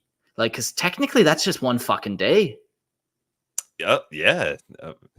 I know me. I get hangry. So, yeah, you don't feed me. I'm going to join with the revolt to try and get that food. All those intermittent fasters are even just one step closer to chaos, you know? I'm 1 missed meal away from fucking up everything. I mean, the French Revolution was all about like the poor the lower classes not having enough money for food. So, yeah. If serious unrest or widespread disorder is allowed to fester, the fragile bonds holding the hive city together can snap, leading to unimaginable suffering. Some believing this is why the notorious underhive exists on most hive worlds, a place where the city's malice, sin, and discord can be channeled away from the upper echelons, serving as a vent for human strife and hostility. Yeah, it seems like it does. Like it seems like humans need conflict, man. It's just something about us, whether it's like an evolutionary trait of like you need to make conflict so you can get more for yourself or just so you can survive or whatever. It just seems like there's always going to be conflict. So this is kind of a unique workaround where you just can kind of ship people. You got a manufactorum that rebels. Well, you just toss them down into the underhive and like, whatever, fuck them. There you go. But they're just mad because where's my corpse starch? Thanks, Jax. It was all about cake, actually, or the lack thereof, for the French. I've seen what is that fucking movie with Kirsten Dunst? I've seen it before. Despite unyielding vigilance and near totalitarian oversight, catastrophic unrest does break out, even in the most tightly controlled hives. The Calexis sector, for instance, is littered with riots littered with tales of such calamity. Fink's World, infamous turbulent food tax riots nearly doubled the population of the Hive vlog within a single year, until natural attrition reduced the numbers once again in the following months. In Malfi, the 2-decade misrule of House Koba led to the period of civil strife that led nearly 1 billion dead and obliterated one of the sector's mightiest noble houses. Even the mighty hive Sibelius on Scintilia, the capital of the Calexis sector, has proven vulnerable to disorder. When local law enforcement, the Magistrorum, overstepped during what became known as the Reinhold blackouts, open conflict erupted between the Magistratum and the criminal gangs of the Hive. What started in the slums and lawless zones quickly spread, disrupting major infrastructure. Power outages ravaged dozens of middle Hive districts for days. Anarchy gripped the cities, and tens of thousands perished as entire regions were consumed by fires. Many areas left devastated by blackouts now lie in ruin, slowly decaying in the underhive, becoming a desolate haunt of society's outcasts. In the aftermath, the Sibelius Magistrum, tarnished by failure, has become ever more ruthless in maintaining control, enforcing their rule with an iron fist to prevent other descending into chaos. Yeah, it's crazy, this kind of thought of infrastructure attacks and like how everything would have to work so smoothly for this hive to operate. And if you take away one kind of level of food production, everything above gets messed. Or I just was talking about, like at the beginning, these massive adamantium and rockcrete columns that must be built at the center of the spires that, the spires then attached to. Just imagine if you sabotage the base of that, how much chaos, you topple the whole fucking spire over. Mm-hmm. You could get up to some serious chaos real quick. I have a question for you, Mark. Mm. The we may have mentioned this whole episode of the different sections or sectors of just the one hive city can collapse in on itself and bury what remains. Like, what are the, like, I wonder if, and it's probably different from every hive city, but I wonder if there's like not like a hard and fast rule of like, okay, now we're in the lower city, now we're in the under city. Like, I imagine them, how often do you think those lines can shift? Like, as each layer is built, like at what point do you consider, okay, now this is the lower part of the city, or now this is the undercity, or oh wait, this sector collapsed. Okay, we're gonna make this open section the undercity now. Yeah, that's a very interesting thought of where those lines are actually drawn. And even like, the underhive are always trying to like, take more territory and take the towers above and stuff. And I would imagine those lines are constantly shifting. And even the Highborn towers, like, let's one Highborn family is like, okay, let's build our tower even taller now. All the towers have been equal, but all of a sudden these guys built their tower even taller. And now they're the Highborn of the Highborn, and everyone else kind of just reshuffles this whole pyramid structure down. Yeah, I'm sure in the lower levels, like the difference between them can sometimes blend, but I believe like in the upper hive and then the spires, there's like actual fortifications to stop the lower people from coming up. Like each person's designated their specific areas that they can venture. If I remember right too, there's actually, it's called the Guild of Coins, and they don't track money. If I remember right, they kind of control the transit between the different levels, so they'll let like cargo go to some of the upper levels, and they're kind of like the gatekeepers or the highwaymen of some of these hive cities. Yeah, and what a powerful figure that would be, to be able to control the resources going up and down the hive and stuff. and all of a sudden you're like, you pissed off that one. What'd you call the guild? The Guild of Coin. You pissed them off, and all of a sudden they ship up a bunch of hive gangers to the upper spire. Oops, wrong elevator. You know? Yeah, that's cool. That's very cool. But yeah, the amount of guilds in Hive cities, that deserves an episode by itself. There's just so many different things that control, like the guilds that control the just since there's not like coin and economy in a way, they keep track of like the cargo and the merchant going in and out of the Hive cities, because they require so much import export that you need someone to be the middleman for that and keep track of all of it. Yeah, for sure. Cool. Any other thoughts on kind of just the revolts? Like, you know, there would be so many different levels of revolts happening. You know, you got the constant hive or the constant chaos of the underhive, but then also you got like what we're kind of talking about. You piss off that one guild guy, and now all of a sudden he's not sending food up, and now your middle class are revolting, or now your highborn no longer have anything, and now they're revolting, or just all that. Like there's so much chaos that could happen with just one misplaced shipment somewhere. Kind of like what Grimaldus is pointing out in one of the comments here. There's definitely some backdoor deals being done. Yeah.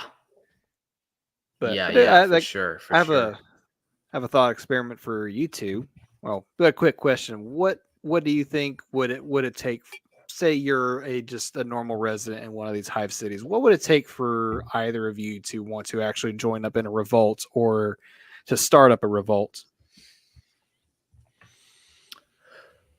A lot. Like I said earlier, I'm not a violent person. I'll gank a chicken for a meal, but I think I like to work either outside of the system or work around the system or take advantage of the system more so than destroy the system.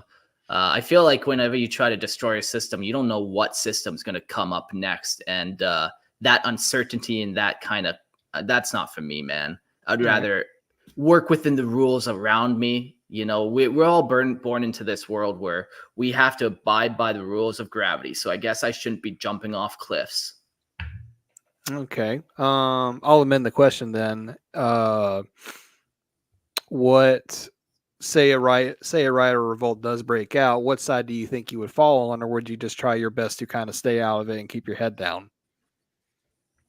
Yeah, definitely keep my head down. Like, I live on an island by myself with my wife and kid. Like, there's no one around. I would rather just be left alone, let people do their chaos, and just be like, I got my little own corpse starch farm going on here. I'm fine. Yeah. What about you, Nick? What about you, Nick? I'm telling you, all I gotta do is miss 3 meals. If that fourth meal doesn't come, meal doesn't come, then I'm joining that revolt. As your current employer, I find that deeply disturbing. I just don't feed Nick for one day and he fucking revolts and blows up Lorehammer. It's gonna then hope he's just one of those intermittent fasters that only has like 2 meals or 1 meal per day. Okay, I can manage that. I've got 2 young children to look for. If I don't have food coming in, they're going to be my number 1 priority. I'm going with the side that's going to feed me. Okay, Mark. So that's 9 meals you got to provide for. So so join the Patreon. Please join the Patreon. I already have rumorings of uprisings happening. Support the show so Nick doesn't eat me. A couple of the comments regarding the question is one from Ammo. Hard to say when things come down to partaking in revolt when you have to have some ideal that things would change for the better. So the only case would be to ascend. And then following that with Grimaldus would be work with the devil you know, or better the devil you know. Yeah, deal with the devil. Lots of, that's what you're doing. You're not being productive when you start destroying and smashing stuff. I think there's just better ways to do things. I don't want to get involved in that, But, yeah, understandable. But like you said, man, when you have a family and you got kids to feed, all of a sudden you're put in some rough positions of what are you going to do? You're looking at your kid and they're starving, and all of a sudden you're like, it's a different fucking question that is asked, you know? Absolutely. Where do you think Where Eric went? the last one who rose up against me, I killed, ate him, and fled to Panama. And the last one before that, I locked him in my parents' basement. So I don't know what happened to him. He's still in there, I think. I hope my parents are feeding him. Otherwise, 3 meals away from him breaking out of the basement and eating my parents. Fuck. Oh no. Well, I guess we have to have some kind of law and order to manage these revolts. So why don't we talk about the Adeptus Arbites? AKA Judge Dredd. The Adeptus Arbites are the Imperium's enforcers of law and order, a powerful and feared organization that answers directly to the High Lords of Terra. Unlike local planetary law enforcement, the Arbites upholds the Emperor's law across all Imperial worlds, tasked with enforcing edicts, suppressing dissent, and punishing acts of treason or heresy that threaten Imperial stability. They are unyielding agents of Imperial justice, loyal to the throne above any planetary ruler, and are empowered to take drastic measures to maintain the Imperium's absolute authority. Their jurisdiction extends across the Imperium, focusing on matters that jeopardize the Emperor's governance rather than local crime, giving them a fearsome reputation for brutality and unwavering dedication. Yeah, like these law enforcement officers, they don't care if you're doing some minor stealing. They're worried about, are the Highborns meeting their tithe? Or is there a rebellion happening that could disrupt the output of this hive world? Because then that's an issue for the Imperium. You know, they are such high level crimes, but when they do get involved, it becomes fucking serious, you know. I would imagine like every hive has their own built-in type of justice system and whatever, and then you have this stacked on top. You know, I know for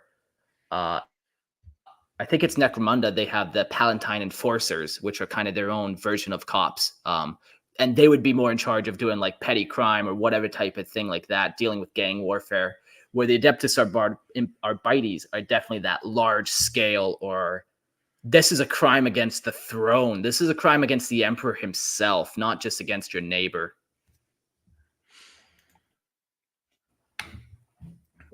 On Hive worlds, the Arbites' work is both relentless and perilous, as Hive cities are breeding grounds for organized crime, dangerous cults, and massive gang networks.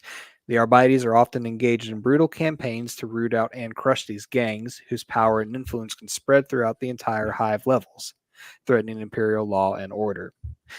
The Arbites' presence within the Hive cities is a tense one, as they not only must combat the gangs directly, but also contend with the Hive's ruling elite, some of whom may covertly support or benefit from criminal enterprises. The Arbites act decisively, launching purges into the underhive and deploying specialized squads to hunt down criminal leaders and quash rebellion, aiming to deter even the smallest spark of dissent that could cascade into a hive-wide anarchy. I wonder how often they have to get into like a jurisdiction war over between themselves and like the own planetary judicial system. Like, I don't think there's any conflict between the two. I think, you know, the Arbites come in and they're like, oh, so you're a heretic too now if you disagree. Like there wouldn't be much negotiation with them. They're like, oh, you're human trafficking? That's the Emperor's people, you son of a bitch. We're the human traffickers, not you. You know, I don't think there's much conflict. Now, I wonder how much they would use local law enforcement and stuff. Or if like, that would be the interesting question, how much they would actually incorporate the local law enforcement into helping them, as opposed to, we're just going to deal with this ourselves. This is high level. We're not even getting you guys involved. That's the kind of question I was wondering, was just like, at what point does it shift from, is it just a local law enforcement thing, or like this is bad enough to where the Arbites need to step in, like just general gang violence and murder? Nah, let the plebs deal with that. Oh, there's Yeah. some heresy. Oh, there's some heresy. Oh, wait, the planet's tithe is being affected. Okay, now we're stepping in. I am the Yeah. law. We like we said at the beginning of the episode, we're kind of on this like 3, maybe 4 episode story arc where we're talking hive cities, and then we're going to talk gangs, and then we're going to talk arbites. And yeah, I know there are like a list of rules and regulations, but I don't want to get too much into them because it's a full big episode that we can do about them. Any other thoughts? So maybe Nick, you have a quick thought about this kind of question of like, what do you think is maybe like, if you were the lead arbites in a courthouse on a planet, like what crime do you think you would be looking out for that would be like the most kind of on your radar? Personally, I mean, the biggest resource in 40K for the Imperium is humanity. So anything to affect that, I mean, major rebellions, anything that you're going to lose a substantial amount of life, that's going to take extra time, where you might not be able to meet your Imperial tithe, anything like that, I think is going to probably be your number one concern. It's such a weird dichotomy where it's like the most precious thing in the Imperium is life, but it's also the most frivolously spent, you know? Oh, absolutely. It's that Yeah. weird. Yeah. I mean, if you kind of match up the other Xenos races that you have in the setting, I mean, you've got at the far end of the spectrum the Tyranids and the Orcs that just they're just an endless wave, to the far side where it's like the Eldar, that are trying everything they can to survive. I'd say humanity falls like perfectly in the middle to where they can just throw out these vast numbers, but they still have to protect humanity as a whole. Yeah. Yeah. It's kind of like that on a scale how evil everything is. The Imperium is always just like perfectly in the middle of like they throw away lives, but they're also somewhat care about your lives, your life, even if it's just for like because you're just another cog in the machine. The machine needs to keep going. Yeah. So, Yeah.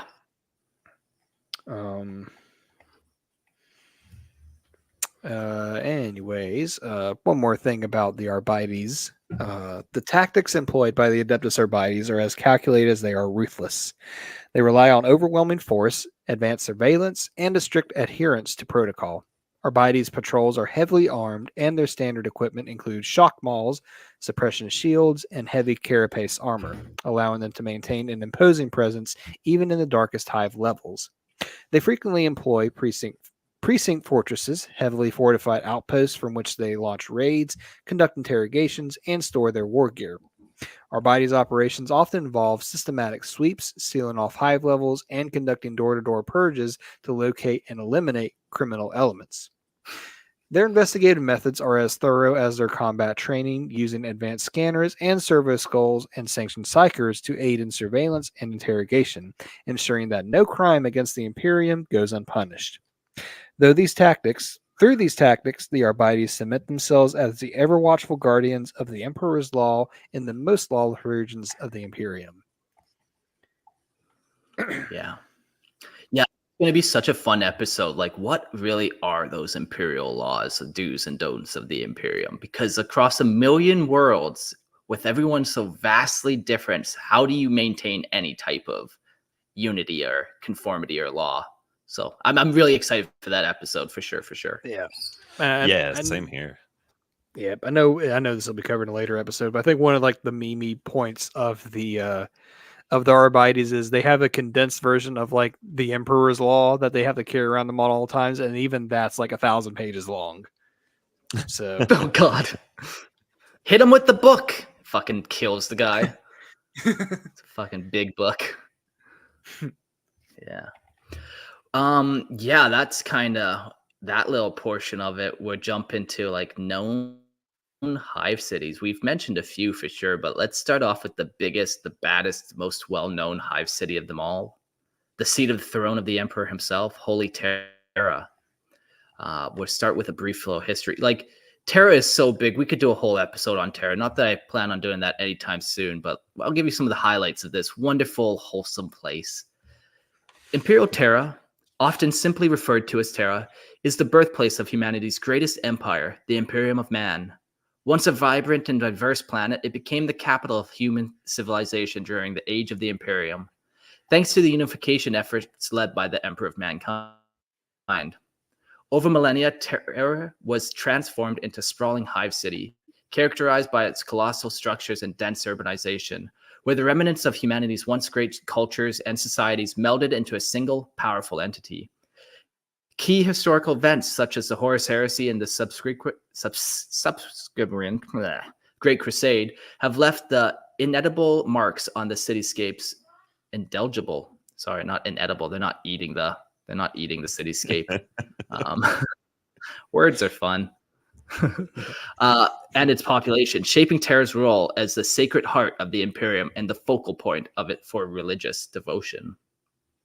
It's interesting, like, you know, Terra, we all know Terra's Earth, and just how over the centuries, over the millennia, it just becomes this one unified, massive hive where everyone is on the same page, essentially. Everyone, there is no unique cultures, even like across the planet. Like, it's kind of just one entity.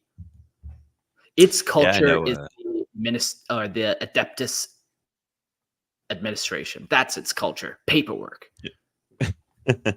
I mean, people go on pilgrimages to Terra to walk on the surface of this planet, but are they really walking on the surface of the planet if there's no real planet left?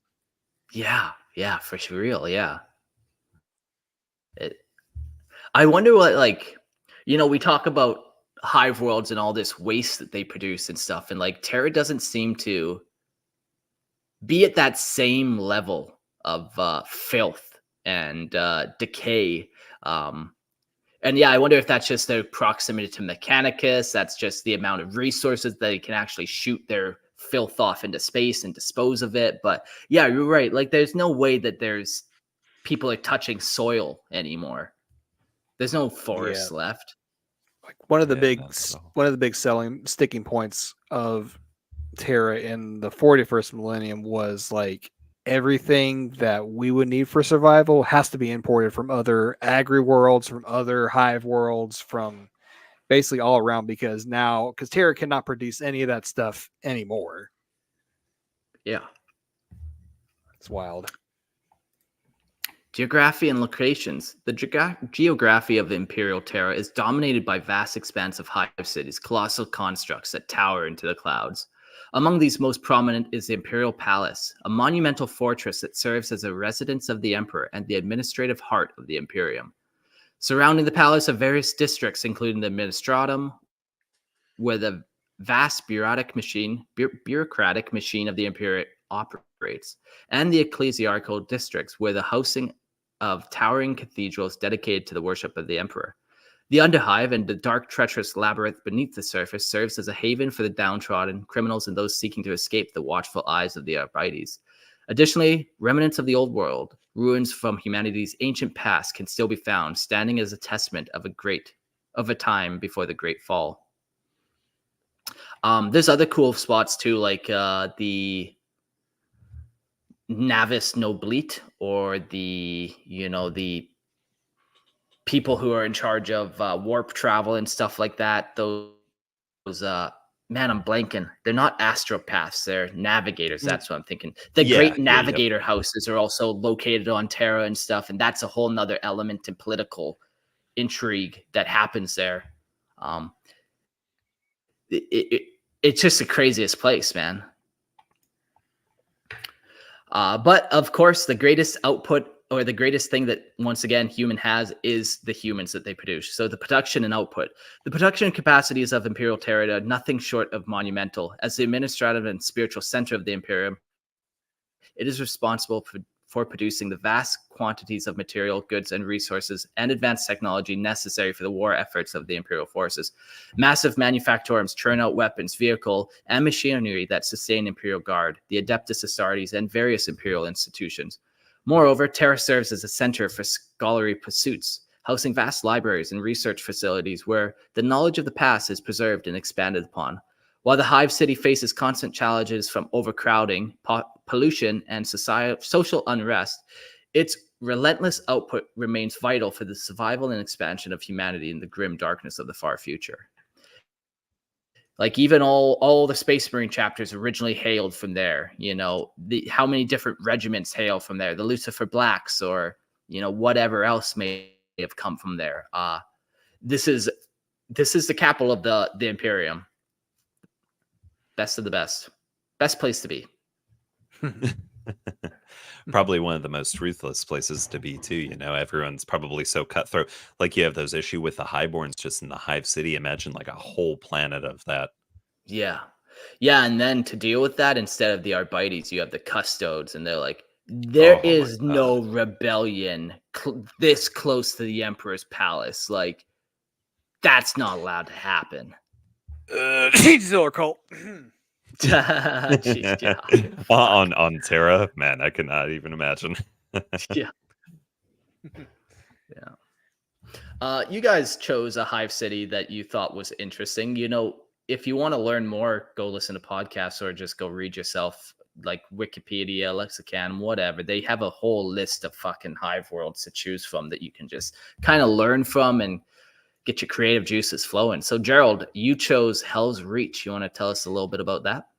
I did. For the uninitiated, that's Hell's Reach is the namesake of the both the novel and the movie about our very famous Black Templar chaplain, who is also commenting on our live stream, Grimaldus.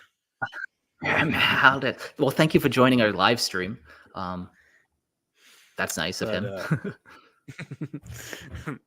But so just a little known, just some fun facts about Hell's Reach. There isn't too much to it from the Lexicanum article. It is on the planet of Armageddon, which also for the uninitiated was a orc planet called Ulanor back in its history. I'll read about the founding here. The settlement that would eventually become Hell's Reach was the first and oldest settlement established by the original Imperial settlers of Armageddon. The settlers' achievement was immortalized in the form of the Temple of the Emperor Ascendant. The temple would eventually become a host of a sanctum of the Order of the Argent Shroud, who maintained a number of relics carried by the settlers. And then from there, the Hive City was a major focal point for the wars for Armageddon, of which there were 3. The first war was conducted by the Space Wolves, the Imperial Guard, and there were some Chaos forces involved. And then there were some Grey Knights that were actually teleported directly into the combat against Angron, if you can believe that. Yeah. Like the very first war for Armageddon is so different than the other two, where the first one is a war against Chaos and Khorne specifically, where the other two are against Gazkul and Orcs. Yeah. That first war is crazy, though. The Grey Knights, they had a bunch of veterans or whatever, and they're like, we don't have enough suits of Terminator armor to deal with this type of invasion. So they ended up pulling Terminator armor from a bunch of different chapters, and I forget how many they were able to acquire, but they came up with like this huge Terminator force to be able to deal with Angron. Pretty cool. And then everyone who survived that war was mind wiped. Pretty cool as well. Basically. Yeah, with a bolt around. The mind has been wiped thoroughly with that bolt around. Fuck. Indeed.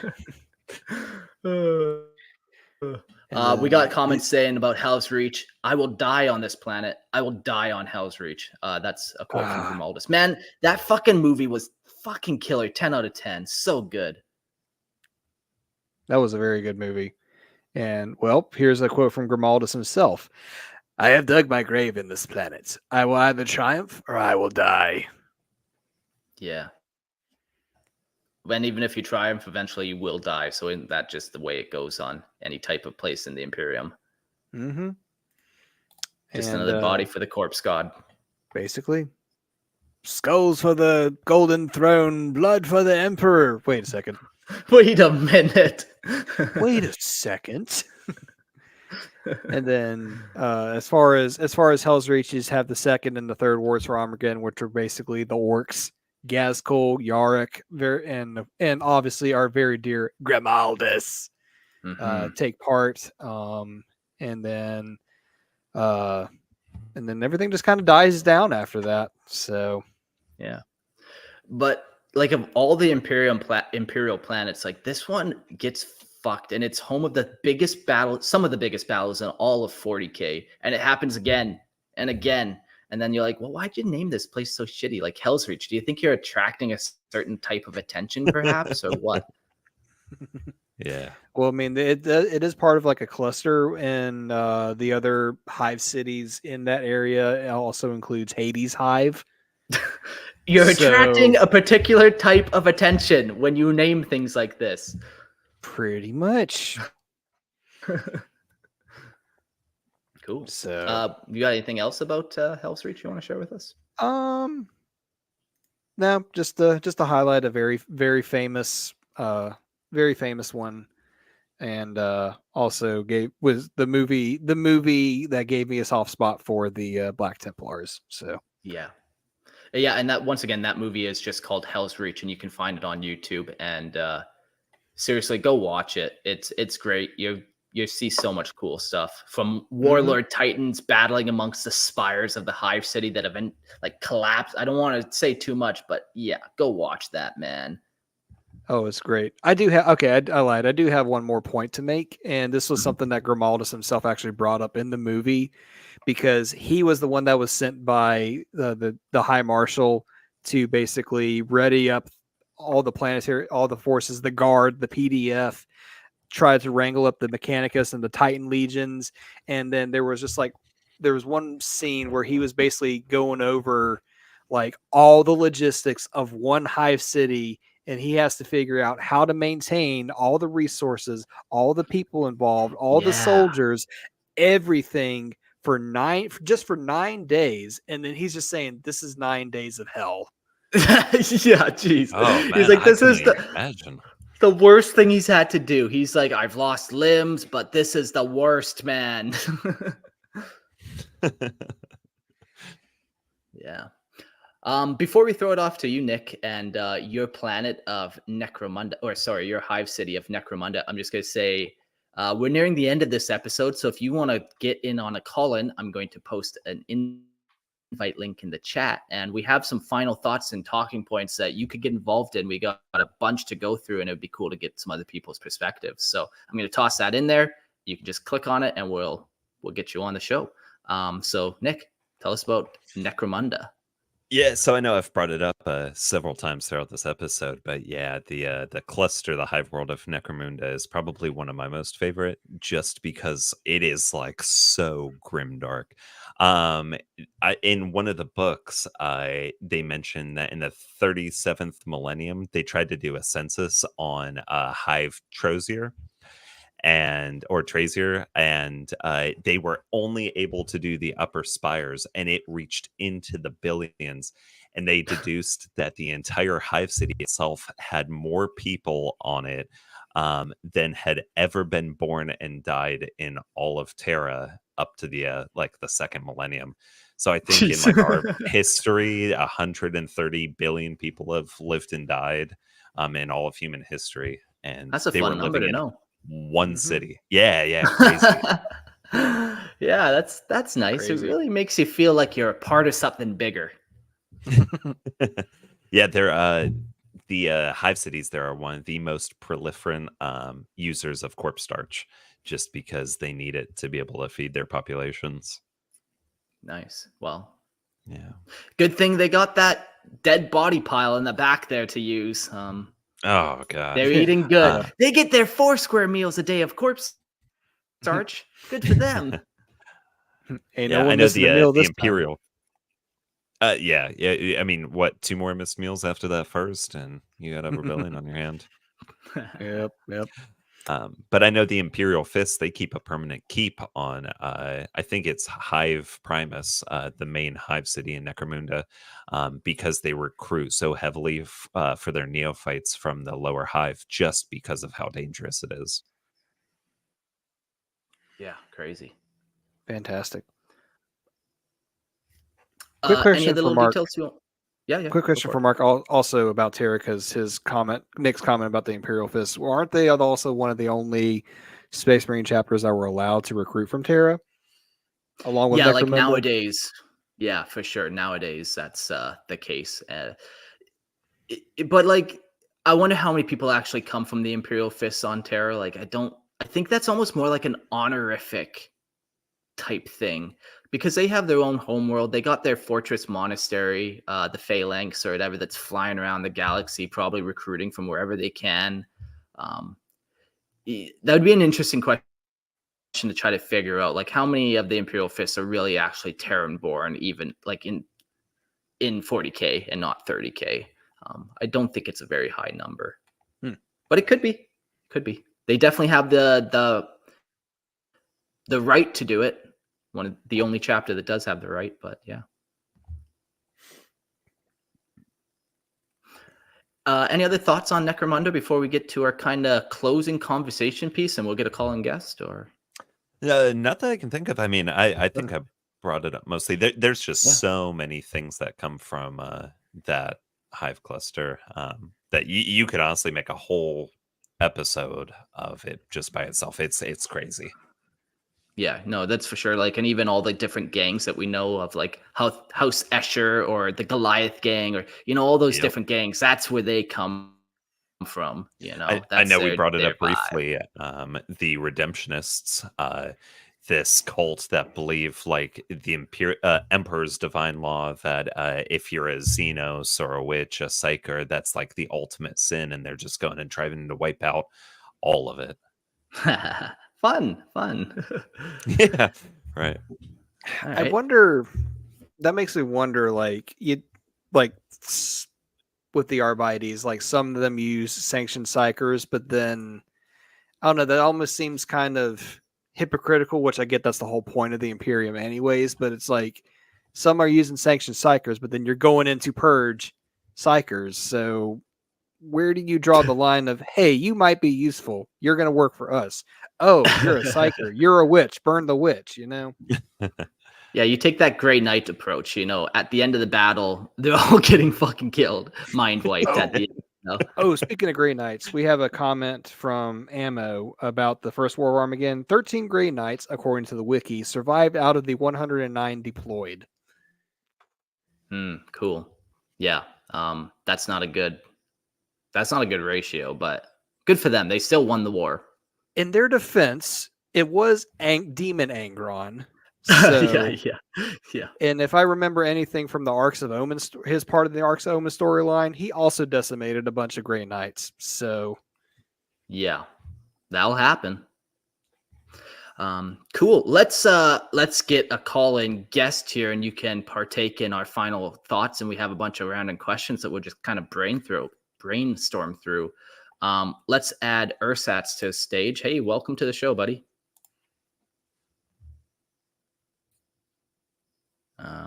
I just unmuted you. Sorry if I missed you there. Welcome to the show, Ursats. Okay, there we go. I was muted as well. Double mutation. There we go. Double mute. No, you're a mutant. Purge the mutant. All right. You've been on the show before. We've talked many times, so I won't give you too much. We'll just jump into these questions, and you can join in as you feel. Okay. Genetic lineage. How do Hive City inhabitants' genetics change over generations? Are some mutations tolerated due to the limited genetic diversity, or is it purity strictly enforced? Let's go around the group, maybe starting with Nick. How do you feel about this? In the lower and under hives, yeah, mutation is going to be a thing. I don't think with that amount of people, there's no way to necessarily strictly enforce it. But you need the people. It's just going to happen. Are you really going to sacrifice like a whole chunk of your population because they might have like an extra appended, like a digit or something? Sure. I mean, the range of mutations is endless, really. But I could see as you're getting into the upper hive and even the spires, like absolutely not. Like they're not going to allow Yeah. any of that. Yeah. Ursats, what are your thoughts on that question? I think Nick's right, but I do think, like I've read myself, that there's quite a lot of inbreeding within the higher ups of society. So I feel like that would lead to a bit of, maybe not like extra limbs or stuff, but a bit of a weird looking person or that kind of thing. Especially Yeah. with the Navis nobility, there's a huge amount of it going on. Like so much so that they lock them in rooms within the ship so people can't see it. I'm not a scientist, and this is maybe an interesting question. Like, are products of inbreeding considered mutants, or like are those kind of very different genetically? I think they'd be different genetically. That's a good question because honestly, I don't know. Yeah, like to me, a mutant is somebody born with like 6 fingers for some fucking reason. Like his genome mutated, where like Sure. inbreeding is like a little different in my mind than mutant status. But So the issue with that comes from like that also comes with its own really bad problems, such as like your mental. A lot of times your mental faculties are not going to be there, or you're highly susceptible to certain diseases and certain conditions that you otherwise wouldn't have those protections against. Like if you were from a non-inbred family, I do not know how to phrase this. yeah, we're walking on some this is a dangerous weird territory. subject. Do we want to move to the next question? Please? Would that make us feel Lorehammer Legal does not need to get involved? Don't worry, we got No. this. It's fine. Moving on. What's our next question? Our next question is about the ecology of the underhive. What unique ecosystems have developed in the underhive? Are there rare species of flora and fauna that have adapted to the harsh conditions? Let's throw this to just Ursats again. You got anything to say about this? Well, as a keeper of many an animal, I feel like Yeah. I'd say that maybe they started off as just a normal species and then that evolved to, combat things. Maybe they can plug themselves in. Maybe they've grown longer limbs. I feel like you'd find an abundance of them, or there was an abundance until people used them to eat, like as food or, sports or something. You kind of said plugged in, and maybe this isn't what you mean, but when I hear that, I think of like plugged in technologically, and that's a weird thought when it comes to like a rare species of flora or fauna. But then I do think of the Necromunda side model thing called the sub pump croc, and that thing looks like it has a bunch of technology on it. What are your thoughts on kind of that? Like, are they merging weird technology like that? Is it all just mutated or? Oh, funny you say that because I actually have that model in hand right now, so I can tell you. It looks like it's just grafted, really. Yeah. More than, but I could see that, like maybe they evolved to form some kind of. I mean, it's like tens of thousands, hundreds of thousands, millions, depending on the planet. So I guess they have time to adapt to that. Or even it might not be an electrical adaptation. It could be more of a natural thing, like Yeah, Eldar yeah. with their whole bone manipulation and that kind of thing. That's an interesting thought. Absolutely. Hmm. Yeah, I mean, I guess when you have a million worlds and the amount of hive cities that are out there, the possibilities are just endless. And yeah, I could absolutely see something like that happening. Yeah. Let's jump to the next question. Yeah. So, how do traditions, relics, and beliefs evolve uniquely in each hive city? Do you think that, based on their like geographical location in the galaxy, the different sort of people living there, it's kind of, or even like the Adeptus Mechanicus, the different relics and stuff that have been lost over time. Like, what's your thoughts on that?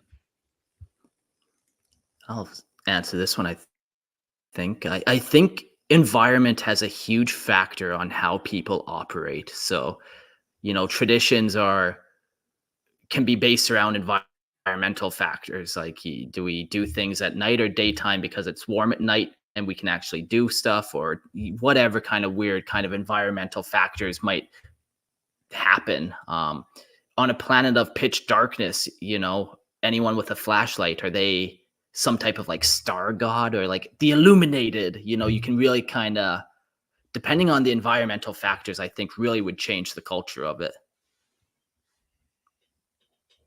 What other thoughts do we have here? Throw it to somebody else in the panel. I was gonna say, like, the more people don't know about things, the more things develop into a religion. Just like, the Adeptus Mechanicus with their whole understanding on electronics and that kind of thing is becoming a religion. So it could be the same, like people filter down from the top, like, oh, I saw this thing at the top, it was a big gold ball, it was magnetic, but they don't know that. And as it gets down the society to the bottom, they're like, oh, it was a magical orb, it could control blah blah blah blah, blah. Yeah, okay, yeah. That's a great point. Just kind of that like ignorance and no education, and all of a sudden simple things to us become magical to them. Cool. Flat Any other earthers on thoughts? steroids. Yeah, exactly. They can't comprehend that it's round because they just have never even seen outside a window before, Yeah. Anyone else have any thoughts on this one? I know there's some hive cities that are called like shrine worlds. If I'm remembering right, that are purely devoted just to like worship and prayer. Yeah. That's kind of a fun one too. Like, if humans have this effect on the warp, maybe you set up hive worlds that are dedicated to just praying, and then that kind of creates this like safety bubble of protection for the subsector or the sector, or however big of a scope it creates. It's almost like one of my takes of, if you put a blank everywhere in every square mile in the galaxy, you can get rid of the warp. But in this case, it's like, yeah, let's get a bunch of worshippers, and maybe that will kind of keep this spot safe.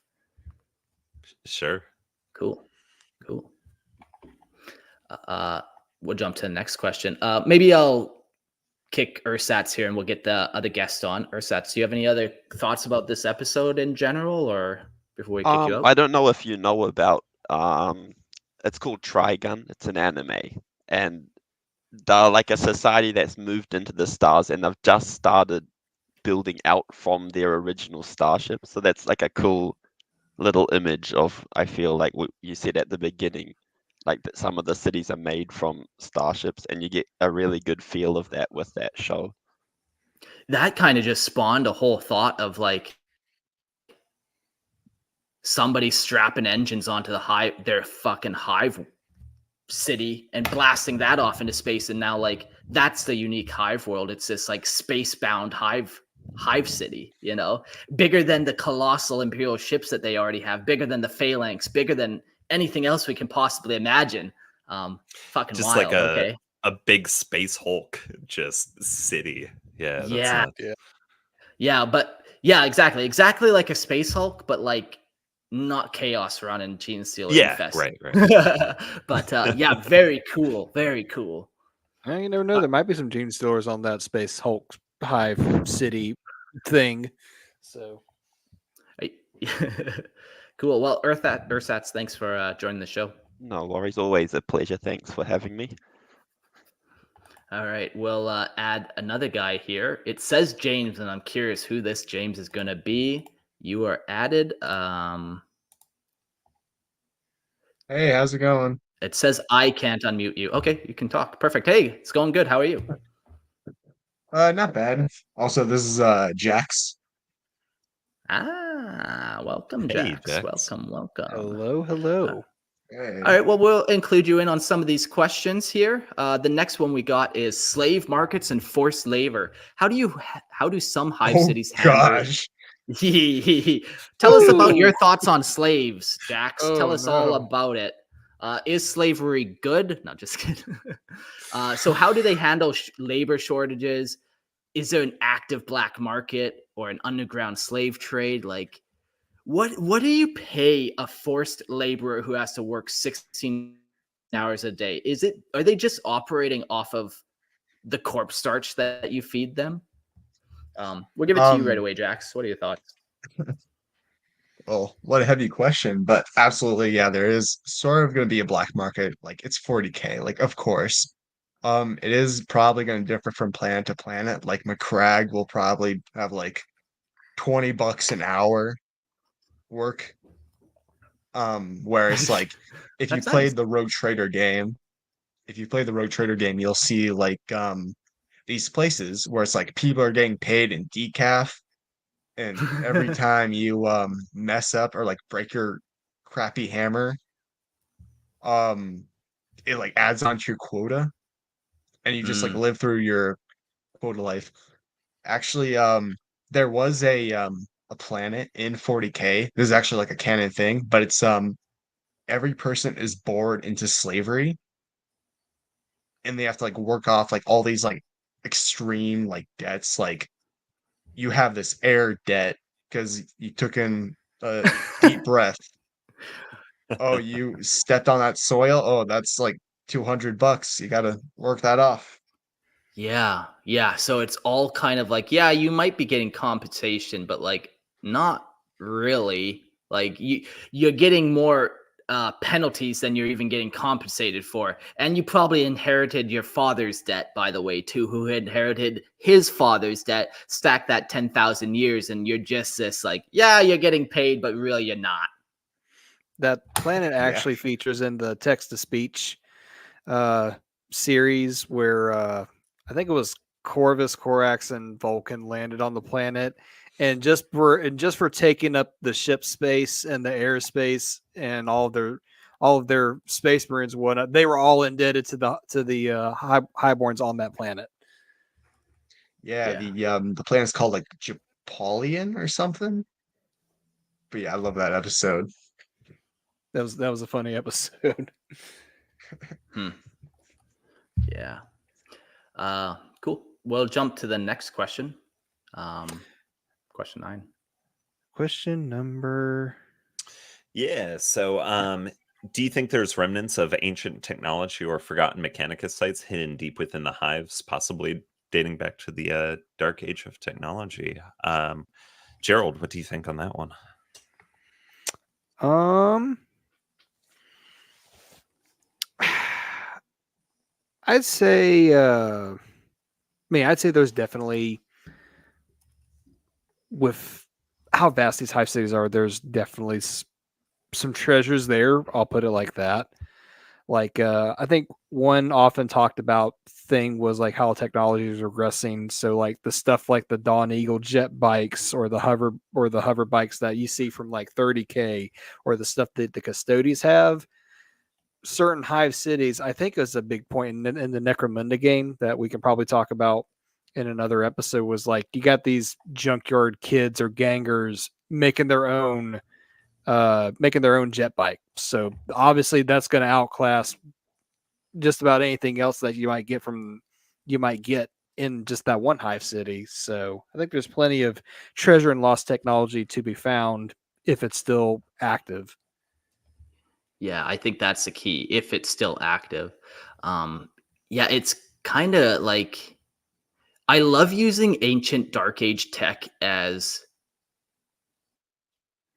storytelling devices. Like you can just come up with such wild ideas, and it's not like an all-powerful doomsday weapon. It's like something unique and quirky and one-off, and something that serves a very specific purpose, and that everyone wants, but they might not even know what it necessarily does. But I love kind of that ancient tech for just kind of coming up with that weird story hook. Yeah, Jax, how do you feel haven't. about such thing? Oh, yeah, I pretty much just agree. But in the Hell's Reach movie, at the very end, there was that like massive like laser cannon, and I'm having trouble remembering, but that was a Mechanicus, right? Yeah, yeah, Where it's like they had to yeah, break the yeah. one guy had to break through all this code for this massive like laser cannon that like one shot like a stompa. Yeah, Yeah. massive Ordinatus weapon. Yeah. But it was like the Tech Marine was trying to do that because they didn't want to notify the Mechanicus, because then the Mechanicus was just going yoink. Nope, you can't have this. That's ours. Yeah. Yeah.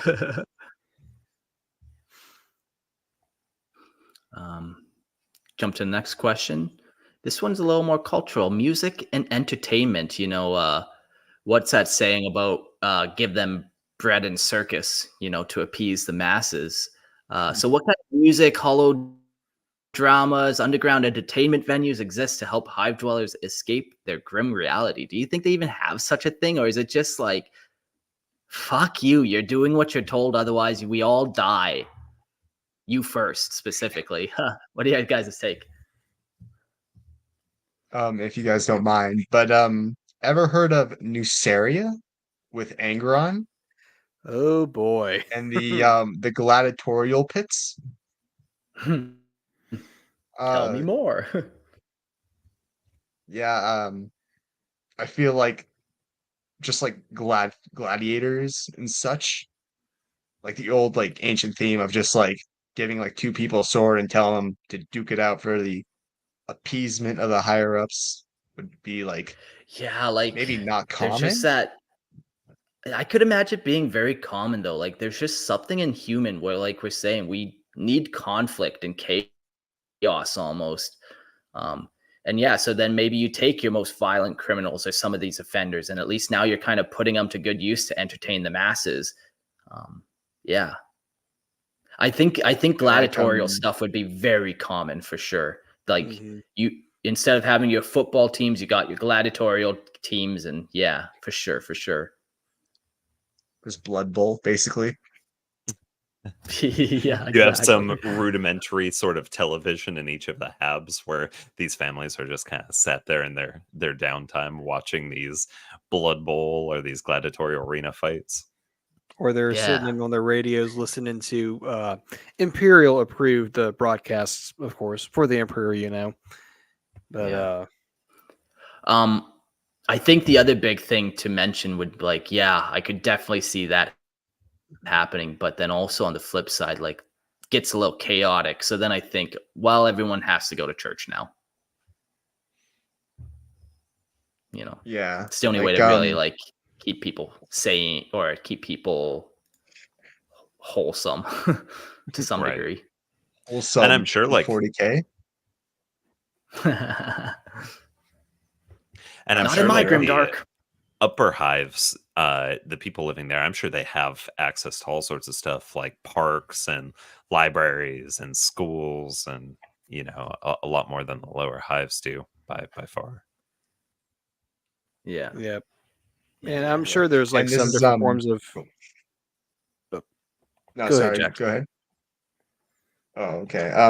I was just gonna say like Gladiator, like as Nero was saying, like probably like on McCrag, like they probably don't have gladiatorial pits or like anything like super violent and stuff like that. Like parks and stuff, maybe like philosophy or I don't know what rich people do. I don't- uh, that's funny. Yeah, like this would be another fun way to like for just like if you're writing your own hive world, like how do you appease the masses? What is kind of your planet's like sports games or like yeah, how do you keep the masses in check without the force of violence? Essentially, is the concept. But I Yeah. think you Bars could and come up with an brothels. infinite amount of possible. Yeah, yeah, no, exactly, for sure. And that would probably be very common too. Like that's doing two things with once. You're taking care of people and you're making a new population, which is also very important. So, yeah, um, yeah, it's interesting. Like I kind of mentioned earlier about like, yeah, I bet homosexuals would be banned in 40K. You know what else would probably be banned? Abortion. That you're taking the emperor's children. Like these things would not be allowed in 40K. They would not be a commonplace. And yeah, you can find backwater worlds and all that, but like honestly, you let an Adeptus Arbites know that you just killed a servant of the emperor before they were even born. That's not allowed. You're not allowed No. to do that kind of stuff. I don't think you're allowed to mess with the flow of the greatest resource of the Imperium. But Hitting that's all maybe the a tough little. topics in 40K in one episode. Yeah, you know, I do what I can for the people. I'll get my hate mail and I'll tell them to go fuck off. But whatever. Yeah, Uh, James complains. Yep, James make sure you complains. send He that. can deal with it. The next question we got here is gangs and house loyalties. Yeah, so how do gang affiliations function as families or tribes in the absence of traditional structures? Do gangs fill in roles typically held by religious or social organizations? Or even like racial, since we're going heavy on all of it. Like, just kidding. We don't even need to. Yeah, man, you could draw gang lines upon many different lines, and like I just think of Necromunda and all the different types of flavors. Like I mentioned the House Eshin, which is made up of all females essentially, and you could draw these lines on so many different ways. Oh yeah, absolutely. That's the thing I love about 40K is they give you like the building tools, but then you can just let your imagination run rampant because just the sheer amount of possibilities with it. Yeah. Yeah.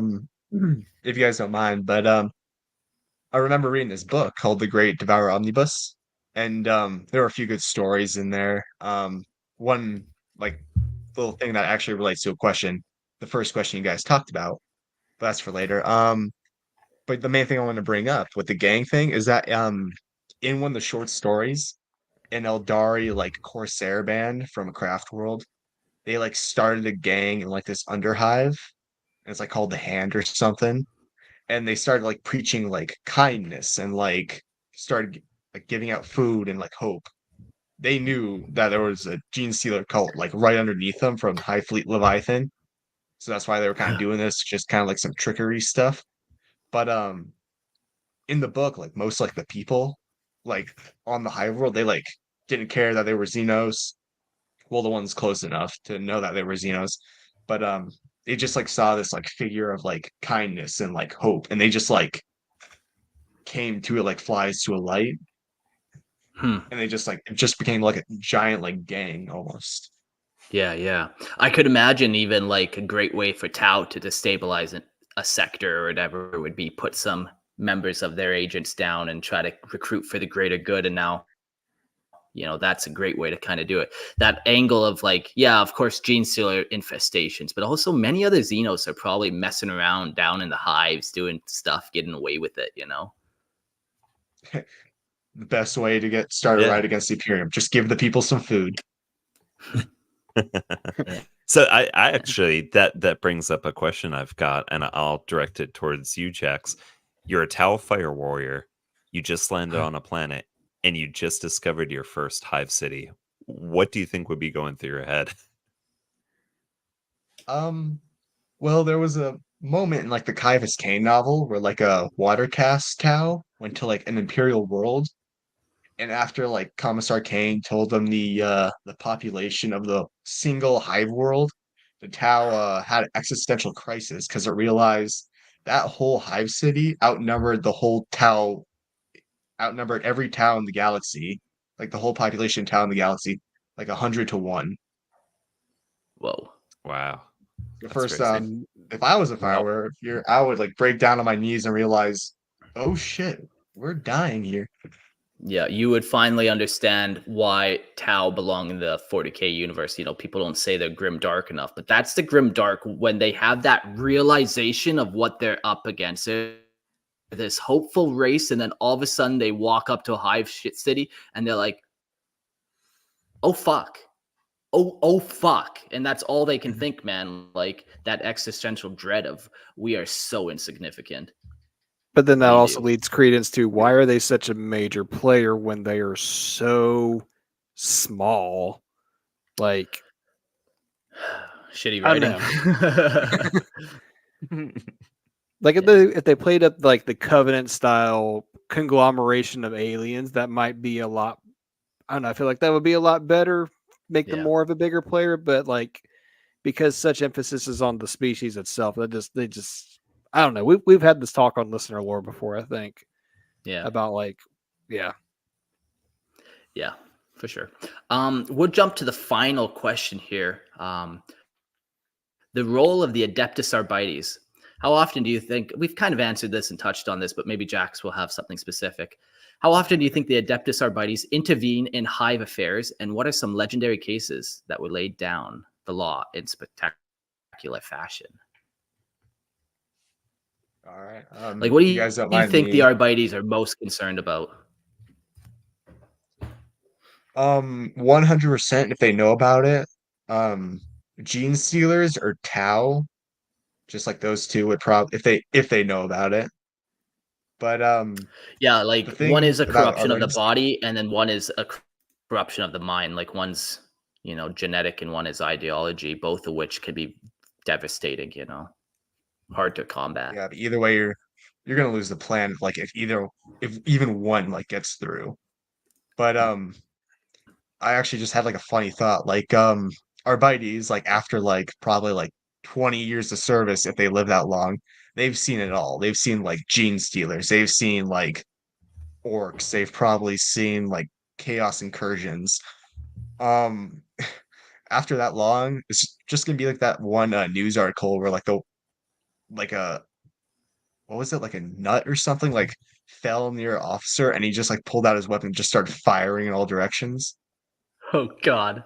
Yeah, I seen that video. I recall that. Yeah. Yeah, like I can't wait to Shots do fired. the Arbites because like you said, they're going up against some of the crazy nitty-gritty stuff of like fighting chaos when I don't think they should be fighting chaos. How do they mentally prepare themselves for that? What is their turnover rate after seeing all these horrors in the underhive? Very cool. Yeah, even then, in like the Eisenhorn book, like I believe they're used, but like I'll just use as a reference. Like if it comes to the point like chaos and like shit starts to hit the fan, um, there's gonna be like probably like you won't know it at first, but there's gonna be like an inquisitor there or something. And Yeah. once you know he's there, he's gonna have like full like ability to like you're under my command now, like you work for me. Yeah. Hmm.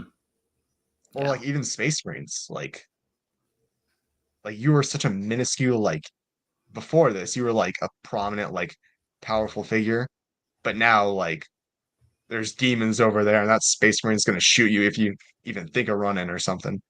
Yeah, exactly. It's like you opened up this crazy door that opens up all these other Imperial factions to kind of come in and deal with. And you almost got to call them to come help you deal with some of these situations. And it's like, oh, fuck, now they're here, though. Yeah.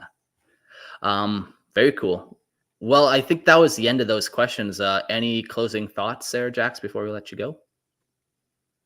Um, one of the things I wanted to talk about actually first was your first question on mutations, and I think a overlooked thing was gene stealers.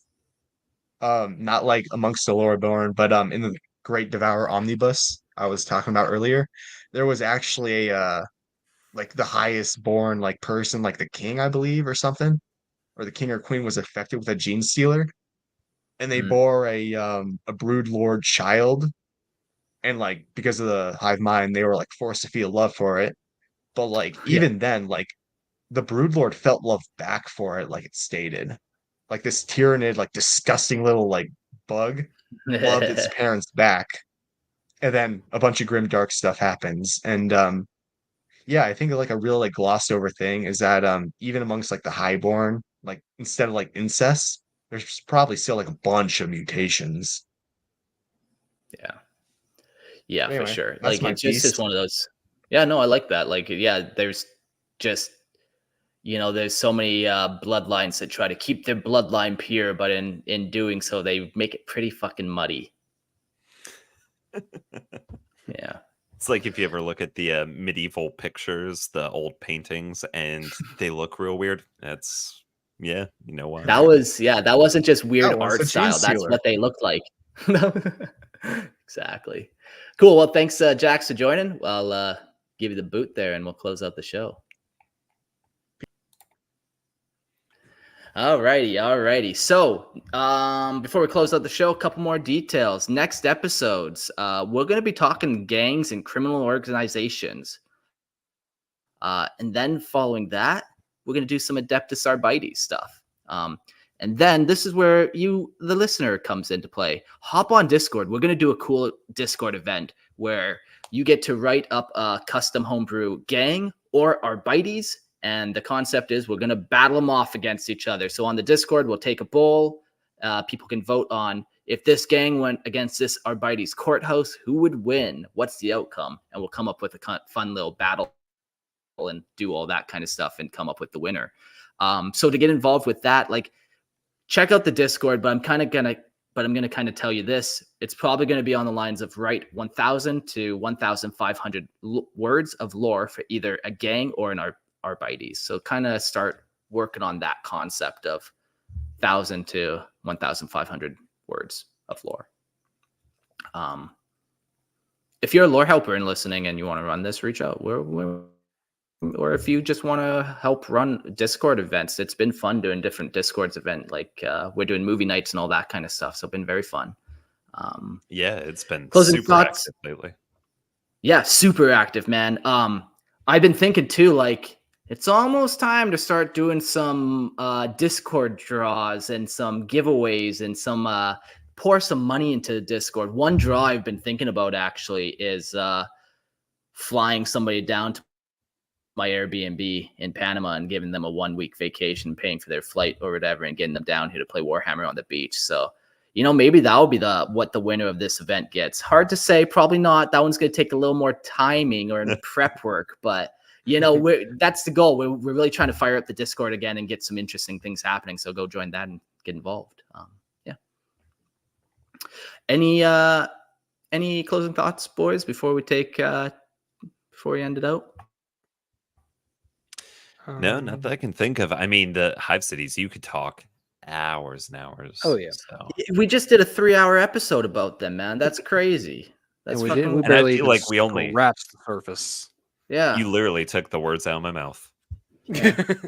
I did want to bring up one more point, like I guess the percentages that Nick was talking about, and then the ones that I was talking about. Like, I don't know what I think you said like 85% of the Imperial worlds were Hive Something like worlds. that, yeah. Yeah. See, the version I heard was like only a much lower percentage were actually Hive worlds, but of that low percentage, they contain like 50% of the population of the entire Imperium. So, Gotcha. And we all know GW is very accurate when it comes to writing numbers. So you can sleep well knowing that's a real fucking stat. Oh, man. Well, that was a fun episode. Thanks everyone for joining. Don't forget to support the show on Patreon if you like what we do. Also, you can get ad-free versions of the show. I've been putting a little more ads into the show because that way it helps me grow. Now we're able to do 2 episodes a week. We're going to start putting some money into, the Discord and stuff. So be patient with the ads. And if you don't want ads, you can go on to Patreon and get an ad-free version. Let's talk about some other projects we're working on. Lorehammer Listen to Lore podcast. That's still happening. We just released an episode the other day. It's a slow grind, but we'll get there. Don't call that show over till I'm at 500 episodes. Gerald, what do you got? What are you up to? So if you're done with the sci-fi, the grim dark of the 41st millennium, and you're more interested in fantasy type settings, well, come on over to the Grim Lore podcast, and where we do a lot of talk about Warhammer Fantasy and a little bit Age of Sigmar. And then if my co-host Ray and I deign to talk about other settings, well, we'll do just that. So give Grim Lore a listen whenever you're done with Lorehammer. Yeah, for sure. We definitely want to do a crossover with you boys. I've been on your show before, but the crossover idea was like the differences of the warp between the 2 settings, but we'll leave it at that. It could be very fun. Nick, how about you? What do you want to shout out? Yeah, so as Mark mentioned with the Discord, Sunday nights we've been doing movie nights over on there. There is currently a poll up in the Lorehammer main channel, so go and vote for what movie you want to do, and then just come hang out with us. It's a great place if you want to talk to some of the crew members here. Yeah, come and hang out with us. Yeah, a lot of fun always. So Patreon supporters, thank you so much. Only one person has supported this since we recorded last. Like, we're doing a lot of episodes now, it seems. So, you know, we don't stack as many up. But thank you so much to Alec for joining the Patreon and giving us $1. You know, every dollar helps. You know, the more Patreon bucks I get, the less ads have to be in the show is kind of the concept. But like, unfortunately, the world runs on money. So it's kind of that catch-22 of, you know, we gotta make money so we can have some fun. So thank you so much for allowing us to have fun together. Well, we all had a good time. I'm going to say goodbye. Trevor Buzak out. Lorehammer Legal has my back for all the ridiculous shit I said this episode, so you can message them and not me. Yeah, it was the pleasure. As fun as always. Good times were had by all. Adios.